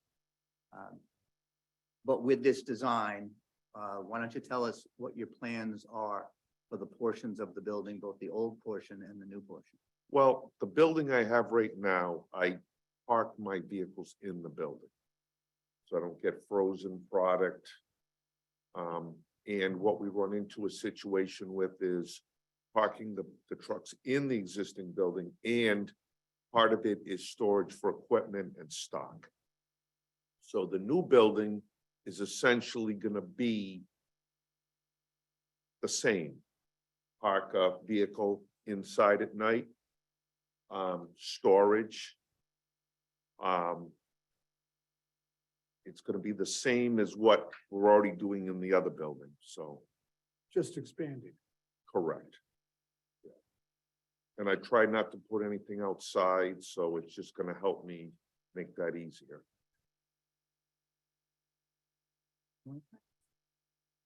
Go ahead. Susan, I think you said 5 parking spaces.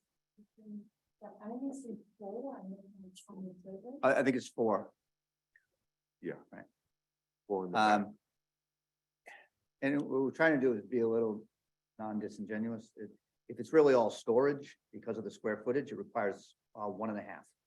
Yeah, I just wanted for the record. Thank you, because I did miss it. But as a practical matter, what we said is if 600 feet, which is the existing building, was going to be used as an office, there'd be an extra 1.5 there, and yeah, it comes out to like 3.75, and obviously we round up.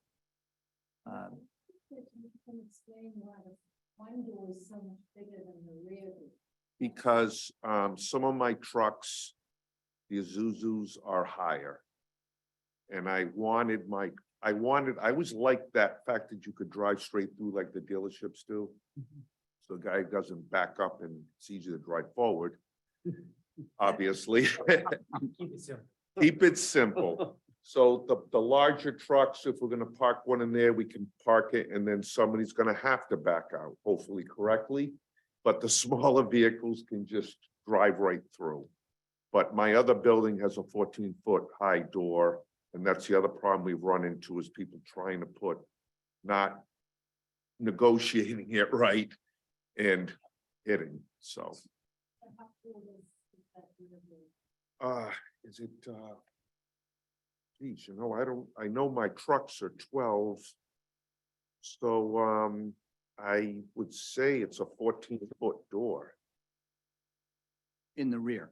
in the rear, And correct? if people have to back out of that door, it's backing out into Into the the, parking lot on this property, correct, which also is contiguous with with the Yes. very large parking lot on your property, on my property, yeah, on your other property.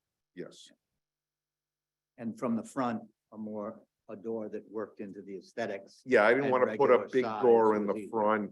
I mean, it would be easier commercially, but it just wouldn't look good. And I like unfortunately or fortunately, I like everything to look good, and I always look at how much it costs. We talked about lighting. I know this isn't a full Yes. special use permit, but all of your lighting is dark sky compliant. Aiming Absolutely. down. Your hours of business operation aren't going to change because of No. this building. Not at all. You are in the dark at 5 o'clock as a rule. or- Yes, So there's no night visitors or, the general public doesn't even no, really no. utilize. The it. only thing we do at night is get parts for service calls because we do late night, but there would be nothing going on in that building. But no different from current operation. Correct. Nothing changes. And anyone going to that back parking lot and the other door would actually be a little screened by this building from Union Street. Yes, yeah. Unless you have any more questions, Mr. Karagenis, I can bring Mr. Fagan and Mr. Princeby up quickly. Any questions at all? Okay. We're all set there, Court. We made Mr. Fagan's come, so we're gonna swear him in. Raise your right hand, swear to tell the truth. Yes. Full name and address for Teresa, please. Vincent Pacifico, 45 Mount Hope Ave, Bristol, Rhode Island. Vincent, where are you employed I work with Fagan Design Build Studio, and who's your boss? Chris Fagan, Where does he reside? in Newport, Rhode Island. He lives across the street from the shop. Oh, it's the office, I'm sorry, the office, yeah. Where does he reside? Not where the Yes, business yes, is. sorry, across the street. Shows, he's not listening, Sue was. We chose an architect firm that you'd want to do I something in called the Chris, neighborhood. he was recommended to me, and he says, I live right across the Correct, street from yes. you. It was such a I coincidence. thought we were it talking the worked office, out. yes. Oh. Don't be nervous. All right. Your office and you personally were involved in the design of the building, is that right? Correct. And the marching orders, if you were a good-looking farm type building, is that right? Yes. That also fit the needs of a garage door of one size in the front, garage door of a second size in the back, is that right? Correct. So to me, the least relief necessary argument here is why are we a foot closer to the road? Explain the attempts at not doing it that way and why you came up with this decision.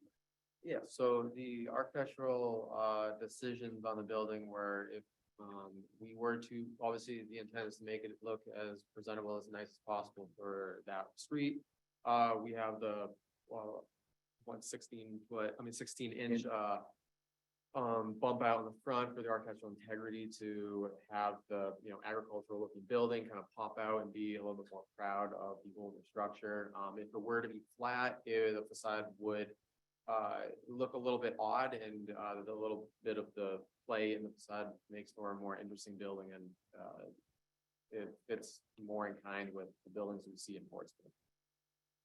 All right, and you also had to make sure the building was small enough so the back had room independently for a Advantech system as designed by Mr. Principe and the parking spots, is that right? Correct.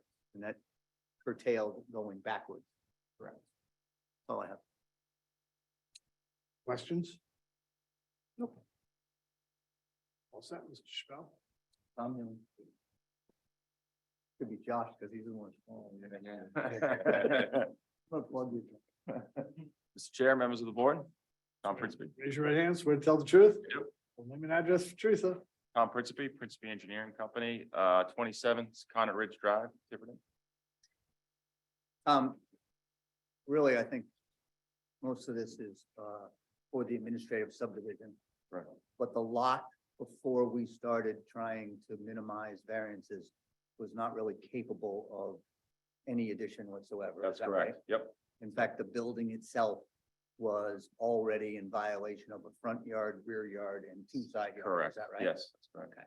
And by, you sat down, grabbed your pen, and we made sure we had enough frontage on the existing lot, That's correct. enough square footage on the existing lot, enough parking on the existing lot, so the existing lot could independently exist if we were to add some land to the smaller lot. Is that right? That's correct. And that ain't- septic, And that included And the locating drainage. septics and drainage and utilities correct. and all the things we need to do in an administrative subdivision to make sure that we are creating two lots of, Correct. where, Yeah, so it went from 4,350 square foot lot to 6,755 square feet, and our frontage went from 65, 72.5.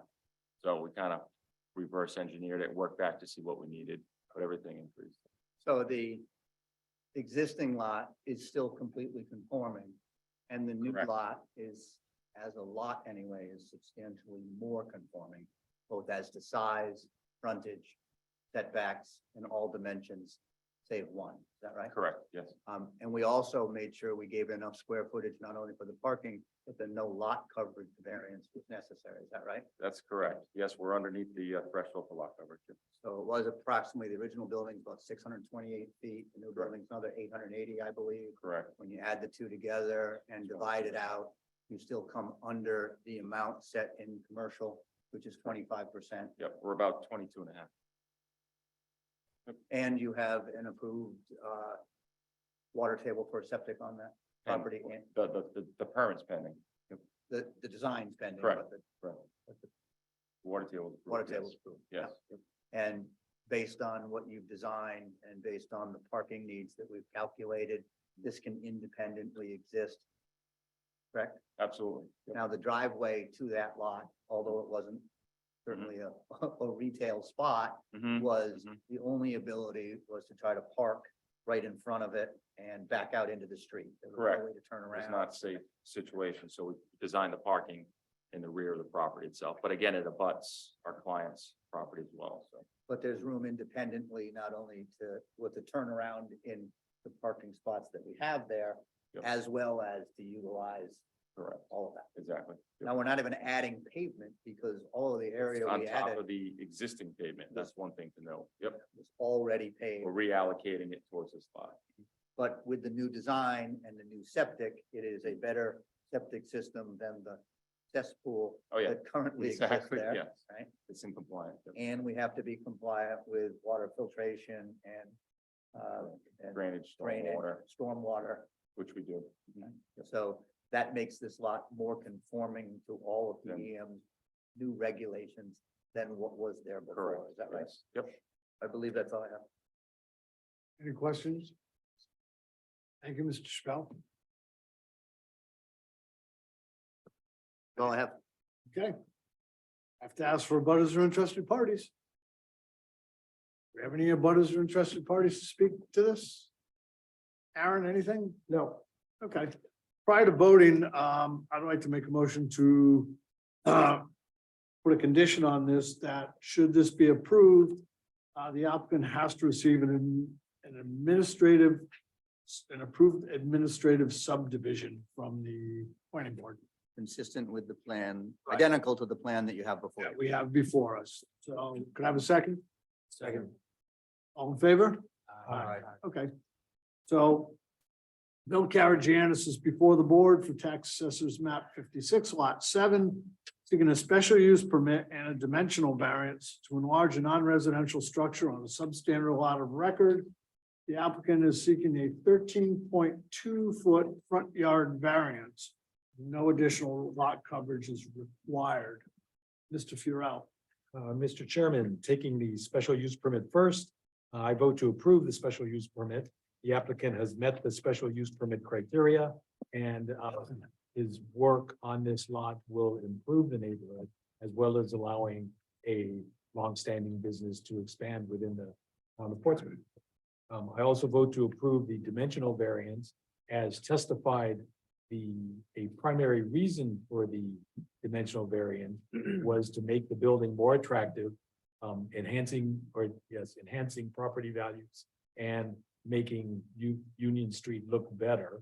And also as testified, the building couldn't go back very much farther because of the need to put parking spaces and a septic system in the rear.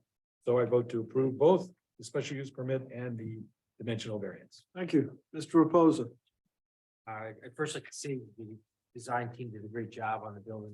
It's gonna definitely be an improvement to what's there, and also commend you on your operation. It's always pretty well spotless and clean. Sometimes I wonder if it's still in operation. Noticing that. That's a full-time job and it's. But anyway, yeah, Thank you. nice operation you have. Moving on, I vote to approve both the special use and the dimensional variance. Thank you, Mr. Reposa. Ms. Horowitz, Vote to approve the dimensional and the special use. Mr. Donovan. I'll vote to approve the dimensional variance and the special use. There. Thank you. The chairman also votes to approve the special use permit and the dimensional variance of 13.2%. And I agree with Mr. Reposa, you know, not that you never want people to not know your business, but if you asked a handful of people in this town, where is automatic vending services? They would look at you like, It's amazing how people, right? but if I said the business across the street from Jepson Lane on Union, they'd go, Right. because you've always been so quiet, it's so nice. And to your point, I give you credit because I know what your business does and I know what it's done over the years. And you periodically have to replace equipment. There are some businesses that would just start amassing that old equipment somewhere out back on the property and it would pile up. And it's never been that case there that I know. Yeah, you know, so again, to Mr. Reposa's point, I commend you for your operation. It's always been, it's nice to see you, you know, grow, you know, some growth there and stuff. So, And it's good to be noticed that I do that I keep it nice. Yeah, and neat, you know, Inside and out. Yeah. so Great job. Definitely. Thank you. best of luck to you. Thank you, everyone. Appreciate All it. righty, have a good night. too. Thanks again. Yeah. Okay, the last item on the agenda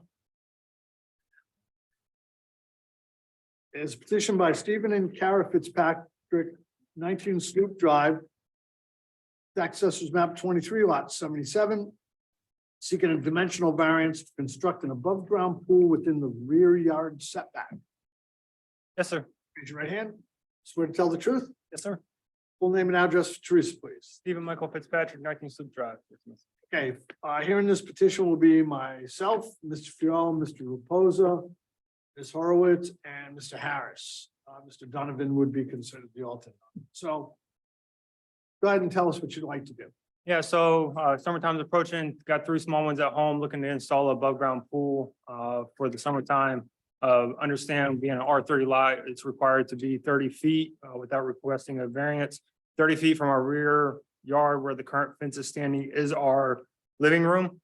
So there is no room per se without installing a pool without requesting any type of variance. So we are looking to install a 21-foot round just behind our house, more so on, so if you're looking at it's in the corner opposite as displayed on your diagraph you had there. There's already an existing 6-foot fence on the front, the opposite side in the rear. The fence closest to the pool is currently 3 feet, but that'll be increased to 6 feet to meet code. And we couldn't go on the opposite side of the yard because of the 15-foot variance. And then there is a small rock ledge that was built prior to us moving in. So it's real uneven level ground. Can't go in the middle of the yard because that's where the current paved patio is. That was pre-installed prior to us moving in. So we're left with that one corner where the display is shown. We considered putting it in the side yard, but based upon the 15-foot variance from the edge boundary, as well as the distance required for the septic system, that leaves us with a really small area and would also leave a freestanding pool structure that's not bound by any current structure that's in place. Yeah, there's a number of pools that have been approved in that area. Yeah, so if you look in the neighborhood, the Google Maps, almost half the pools, half the houses have pools, whether above ground or in ground. Aaron, is there any way you can pull up a Regis map for that? Hey, what? A current satellite view? If you pull up a Google Earth one, it shows an older view. I sure did. Where is it? The RGIS. Oh, yeah.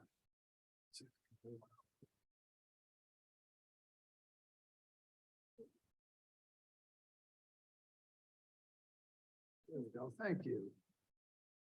So I'm looking at the side yard. I mean, I'm looking at this. So if you look at the side yard and I see the septic drain, yada, yada, but there seems to be a lot of room on that side over there. It does, but also what's not shown is about a 6-foot elevation change.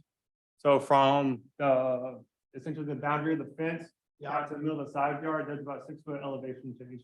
And then if you're looking 15 feet from the side and then from the 15, I think it's about 15 feet from the septic, that leaves you with, you could have a freestanding structure there, but it's not protected by anything. So having it in the backyard, it would be protected by a 6-foot fence. That way, in case kids do run across there throughout the neighborhood, that's what kids do. And then also that's kind of like our one free big area the kids and I play either baseball, soccer, hit, faux golf balls, so we're not damaging other houses. But yeah, that's kind of like our one main addition. That's a trampoline. Yeah. So if you go to that side yard, then it would be an additional variance because of the 15 feet from that boundary as well. And then right just here, that's a rock wall, so that's about an 8-inch to 12 or 12-inch drop. Right, for like a retaining wall. Is that a pool? The neighbors behind, is that a pool, or is that a tree, that brown spot? That Right behind where you went. right here? Yes. Yeah. That's a tree. The big tree. To the right of that is a pool. The house to the right of that. Yep. Quite a few with similar situations. Right.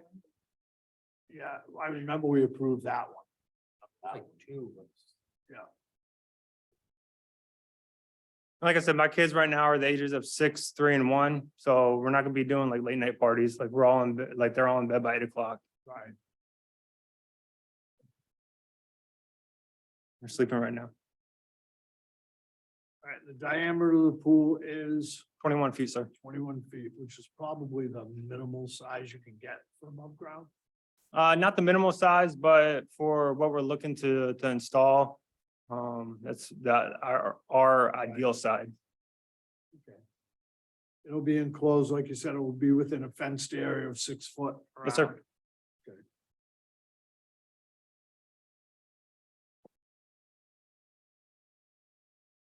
Any questions from the board at all? It's over there. What's that? Well, two over there, like 3 of them, might as well Yeah. combine. Yeah. Have like a lazy river. You guys need a community. None of the abutters had any issues with any of them. Yeah. That's a lot of water. But they're above ground. One isn't, is it? No, way out. Oh, yeah, that one is. Yeah. One to the other. Yeah, it reminds me. Okay. Get your own pool. Is there anything else you'd like to add, Mr. Fitzpatrick? No, sir, we have the permit pending, or permit was submitted, I believe, 2 nights ago. Obviously, it'll be pending. We, haven't moved, like, we have a deposit down, it's refundable for the pool. So, I mean, nothing's been put into place yet, pending the results of Okay. tonight's meeting. All right. I have to ask for butters to this, of which I see a gentleman here. Gee, go figure. Yes, sir. Raise your right hand, swear to tell the truth. Yes, Could I have your name and address, Teresa? my name is Paul St. Laurent, 48 Schooner Drive in Portsmouth here. Go ahead, Mr. St. Laurent. Okay, so I am the property just in the back, right? That's what I figured. Outside of Right, 19. that right there. The subject okay. property from, Yep. for the Fitzpatricks. Right. So I have a couple of concerns, and I'd just like to read them to Okay. you, and it's not a big objection or anything, but I think they need to be factored into Okay. listened to. So after reviewing the application for the variance on the reference property, I submit following concerns. There are three, which are meant to be constructive. Concern one, with the requested variance, there may not be adequate practical room for a 21-foot pool in the space selected. 21-foot round pool will have approximately 21 feet of swim area. The actual footprint of above ground pool is about 1 foot larger than the advertised size of a pool, typically up to 5 inches on each side of the frame/wall. And I rounded it up to 1 foot for this example. An above ground pool typically has a frame that stabilizes the wall, which depending upon the pool design, takes up some additional room all the way around the pool. And this means the pool frame of the pool will be about 22 feet in diameter, not 21. Okay, professionals, and again, this is a little subjectivity in this, say that it's best to keep pools more than 5 feet away from the home structure. Keep roof, rainwater runoff with all its accumulated unsanitary debris from going into the pool. Rainwater will cause issues with keeping the pool's water pH balanced, which may be a health issue. And they also recommend leaving sufficient walk-around space between the pool and the fence for cleaning and servicing, 2 to 3 feet minimum. Now, if you add this all up, 21 feet for the swim area, 1 foot for the wall/frame, 5 feet protection from the roof rainwater on the house side, 2 feet walk-around space on the fence side, 1 foot for the house structure, as it appears to already be 1 foot into the 30-foot setback area, per the zoning office and per the drawing that's online in the package, results in a need for 30 feet, leaving only 2 feet between the pool and the property line. So additional space may be needed for pool equipment, and any inclusion of a pool deck are not addressed in the application. Concern 2 is a pool this size in the proposed small area may have a negative impact on the flow of ground surface water due to storms, runoff drains, leaks, and splash, either planned or unplanned, causing some temporary flooding to both properties, primarily the Fitzpatricks. I believe I was the first or second homeowner resident on Schooner Drive in 2006. Sloop Drive was completely open at the time. The grading of the lot on 19 Sloop Drive has its positive and negative points. It was very last lot purchase in the entire development for a reason. And I think Mr. Fitzpatrick mentioned that when he talked about the 6-foot drop in elevation. My third concern is the potential for added noise, but the large pool being extremely close to my property line is a very real possibility. Please don't interpret this in the wrong way. Where I live, I can hear sounds from other properties, including children playing and having fun at various times during the day. All of this is normal and sometimes even enjoyable. Ours is primarily a family neighborhood, but not exclusive. The setback requirement protects me from an increase in the noise level that comes with large swimming pools being situated only a few feet from my property line. Just like those 3 down the end of the road, I can hear them pretty much during the summer, and kids grow up and they make noise. So after a little more background here, I'm almost done. After 19 Sloop Drive, I believe that 48 Schooner Drive lot is the second smallest depth of all the lots in the development. So you see some very wide lots. You see it on the picture. And to the best of my recollection, the Sloop Drive house was originally intended to be built on the other half of the property, which would have made the request for variance much more palatable. There are many reasons for setbacks, one of which is better sound insulation from noisy environments such as swimming pools and their associated equipment. So in closing, I recommend that Fitzpatrick's review my concerns and can factor them into their planning based on realistic space needs for the currently proposed swimming pool, seeking a variance of any dimension for the selected location may be futile. If the requested variance is approved, the swimming pool gets constructed, it ends up being closer to 48 Schooner Drive property than 4 feet shown on the application diagram, then the situation will be impractical to use and costly to correct for the residents of 19 Sloop Drive and unacceptable for the residents and future residents of 48 Schooner Drive. I recommend the zoning board propose an alternative options for the Fitzpatricks to consider such an as another location on the property preferred, or another smaller pool diameter. An acceptable solution needs to be found that does not cause a negative impact to any budding homeowners and now and in the future. And again, my concerns are meant to be constructive, and I wish the Fitzpatricks well on this project. I have nothing against pools. Thank you. And I have nothing against kids. So that's all I have. Any questions, or is I just finished? That's it. I actually, I'm gonna ask Mr. Fitzpatrick to come back up again. So, based on your neighbor's testimony, couple things. Brings up some valid points. I agree. Why a round pool? Why not a rectangular pool where you wouldn't be as close to the property line? Could you bring the map back up to Aaron, please? Sure. Would be question number one. And question number two, and I know you answered it, but I'm still not quite sure of the answer. So I understand where the proposed pool is, but why can't the pool be put on the side yard?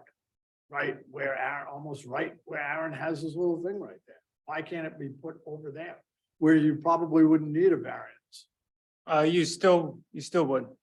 Or it would severely limit the size of the pool, as well as having a freestanding structure that's not, I understand you have a 6-foot standing like requirement for a pool, Right. but it's completely exposed to everything Yeah. as it stands. Right. It's also 50 feet from the house. So anytime we would like to go swimming, we have to traverse the entire yard. Understand that. Okay, and whether I would have to go back and look at calculations to see what size pool we have to fit, because with the 30 feet on both sides, it would just, you would have to be, we'd be dead center in the lot and would severely I inhibit our understand use of that you want space. to keep it in the fence Right. because that makes sense to you. Right, But in the grand scheme of things, when we deal with least relief necessary, things like that, you know, and you do have to take neighbors' concerns into consideration, and he brings up some valid points. So the swim is 21 foot round. Right. Remember, if you get a 4-foot variance to that rear, nothing on that pool can come any closer than 4 feet. So now what happens if they come to install the pool? You find out that the supporting structures are gonna be 3.5 feet. You're gonna be back here again, okay, or you're gonna have to push it even closer to that. yes, sir. I don't understand, at least personally, why it has to be round. I mean, why couldn't it be rectangular in shape where, you know, you could go 12 by 18? We assessed the round pool, based upon cost and structural integrity and longevity of the pool. My wife and I decided, along with the pool company we work with, that a full circle pool has a longer longevity and has more balanced displacement loads on on a circular pool because of the pressures evenly displaced. I will address your thing, well, the pool would be out in the open. Well, a lot of pools do have, I know, because my son happens to have her own pool, but they do have the optional fence, for lack of a better term, that goes around the top of the pool. I agree. That makes it 6 feet off the ground with the lockup ladder, and that meets code. Yes, you would have to walk from your house to get there. Right. It's also less private as well, I understand that. because then you would have 1, 2, 3, 4, 5, 6, 7, potential 7 out of the 9 homes that would be able to view swimming activities. I understand.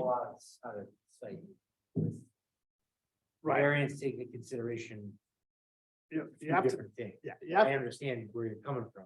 You know, I put a pool in.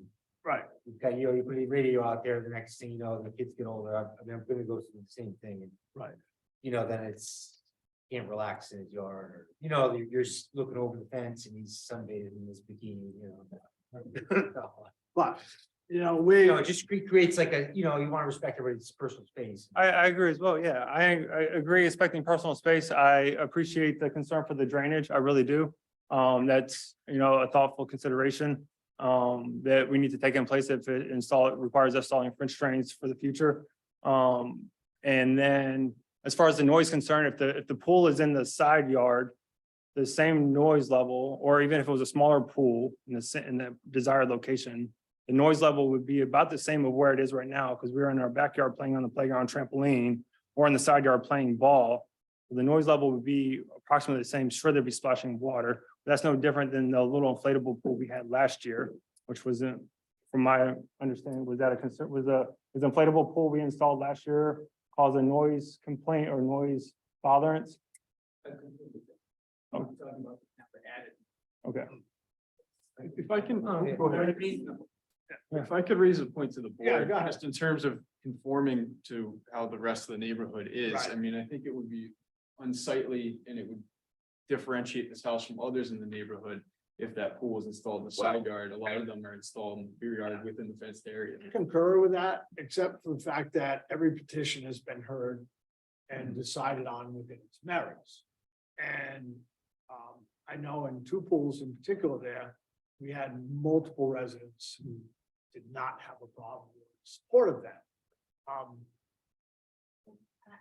For me, Yeah. having it in that side yard, having had kids, I wouldn't want the pool to be so close in the house. Right, You know, right. You forget Yeah. something, you run it. It's just dangerous. But what I'm not sure of, explain again why it can't be further, I don't know, towards where you've got the 15 foot, where the trampoline is. Is there a reason, even though you may need a setback, on that side, it looks to me, based on this drawing, the house is a little bit further away from the property line. So. So you that- want that area. Yeah, so our fence is right, I understand the property line drawn is there, but there is a 6-foot fence right here. So this is a 12-foot trampoline. So if we go 15 feet, you're here, and then 15 feet in, or whatever variance we requested. And then now you have this 8 to 12 foot, or 8 to 12 inch drop off where that rock retaining wall is. So this area right here, there's also about a 10-foot oak tree that's growing right there that's not really shown in the picture. Look, you can kind of see the shadow of that line. That oak tree is now about 12 feet tall.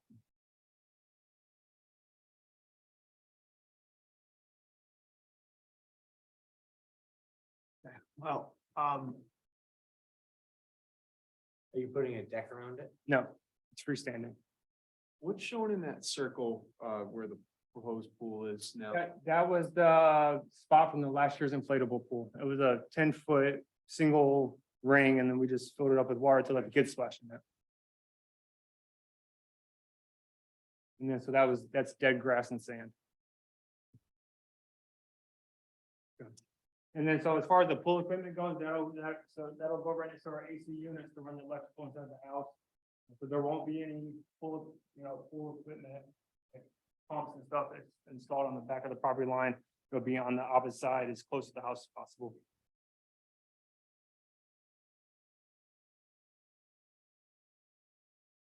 okay. Anything else from the board? No? Okay. Item is Fitzpatrick. I've gotten the one butter, there's nobody online, correct? Correct. Okay, so Stephen and Kara Fitzpatrick are before the board for tax assessors map 23 lot 77. Seeking a 26-foot variance to the rear for the purpose of installing an above-ground pool. Mr. Furell. Mr. Chairman, I'm sorry to say I have to vote to deny this dimensional variance. Having a swimming pool 4 feet from a property line that is shared with an abutting 2-story home is too close.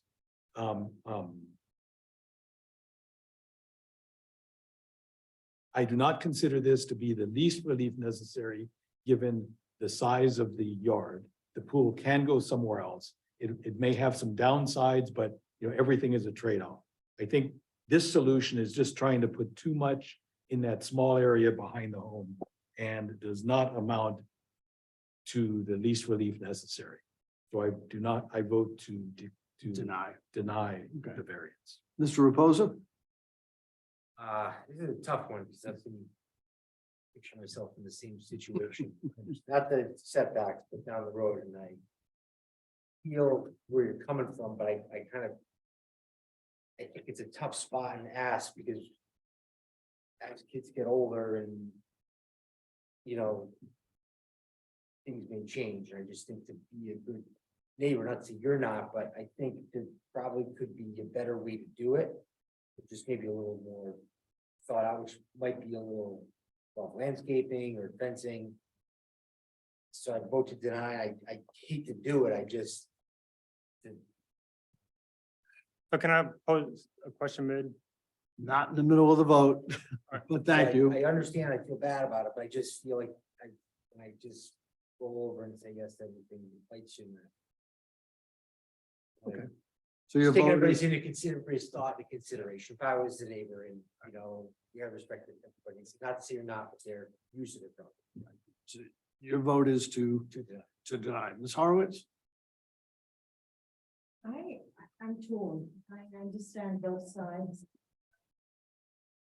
I wish there was a better solution so that even if we could place it somewhere where there could be some trees, you know, like a hedge or something to fade, or protect the neighboring properties. But I'm gonna go with what the rest of the group have done in deny. Thank you, Mr. Harris. Yeah, this is, I'm torn as my colleagues are. I'd love to see you get the pool and be able to enjoy your property in that way. And perhaps we can see a revision in the future that makes this work. But given the circumstances, I'm gonna have to vote to deny. No, but I will. Okay.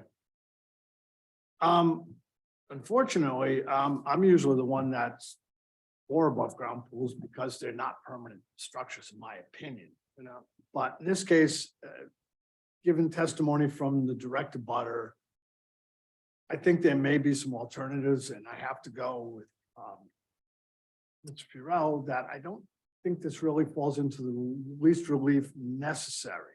So I'm going to vote to deny. Now, that being said, the petition's been denied. However, two things.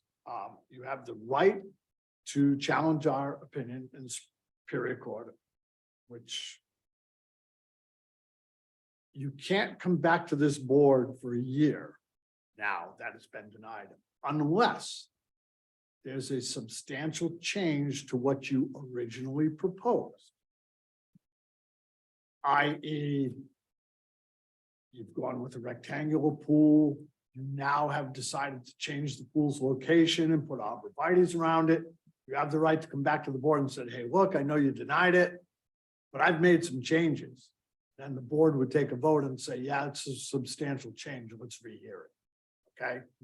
So that's kind of how it works. It's either you don't come back for a year or you make some changes that are considered substantial and we can rehear it again. Okay. Yes, sir. If you're not quite sure about that, Aaron can probably explain it to you a little better. So go ahead. I forget your name, sir. I'm sorry. Is there like a location? Sorry. Is there a location? I'm just trying to work through this. On the property that would be better, or like if it was in the corner of the property, would that be better? Yeah, just how your house and you're oriented is.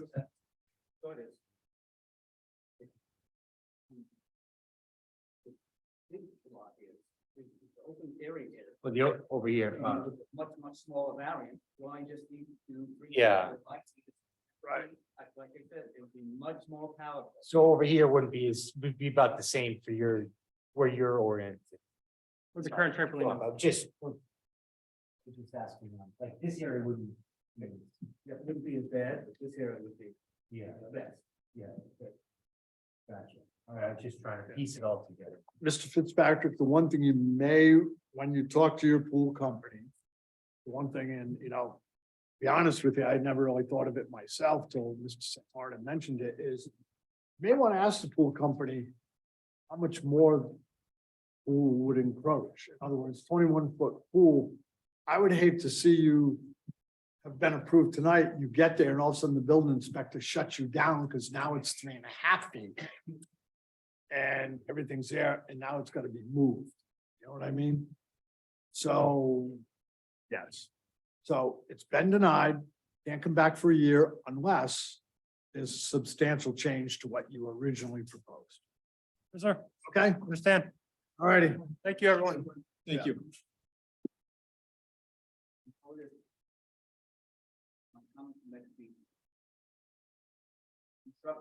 No, we understand that. Yep. I know. Right. Yeah. Okay. All right. Thank you. Have a great night. You as well.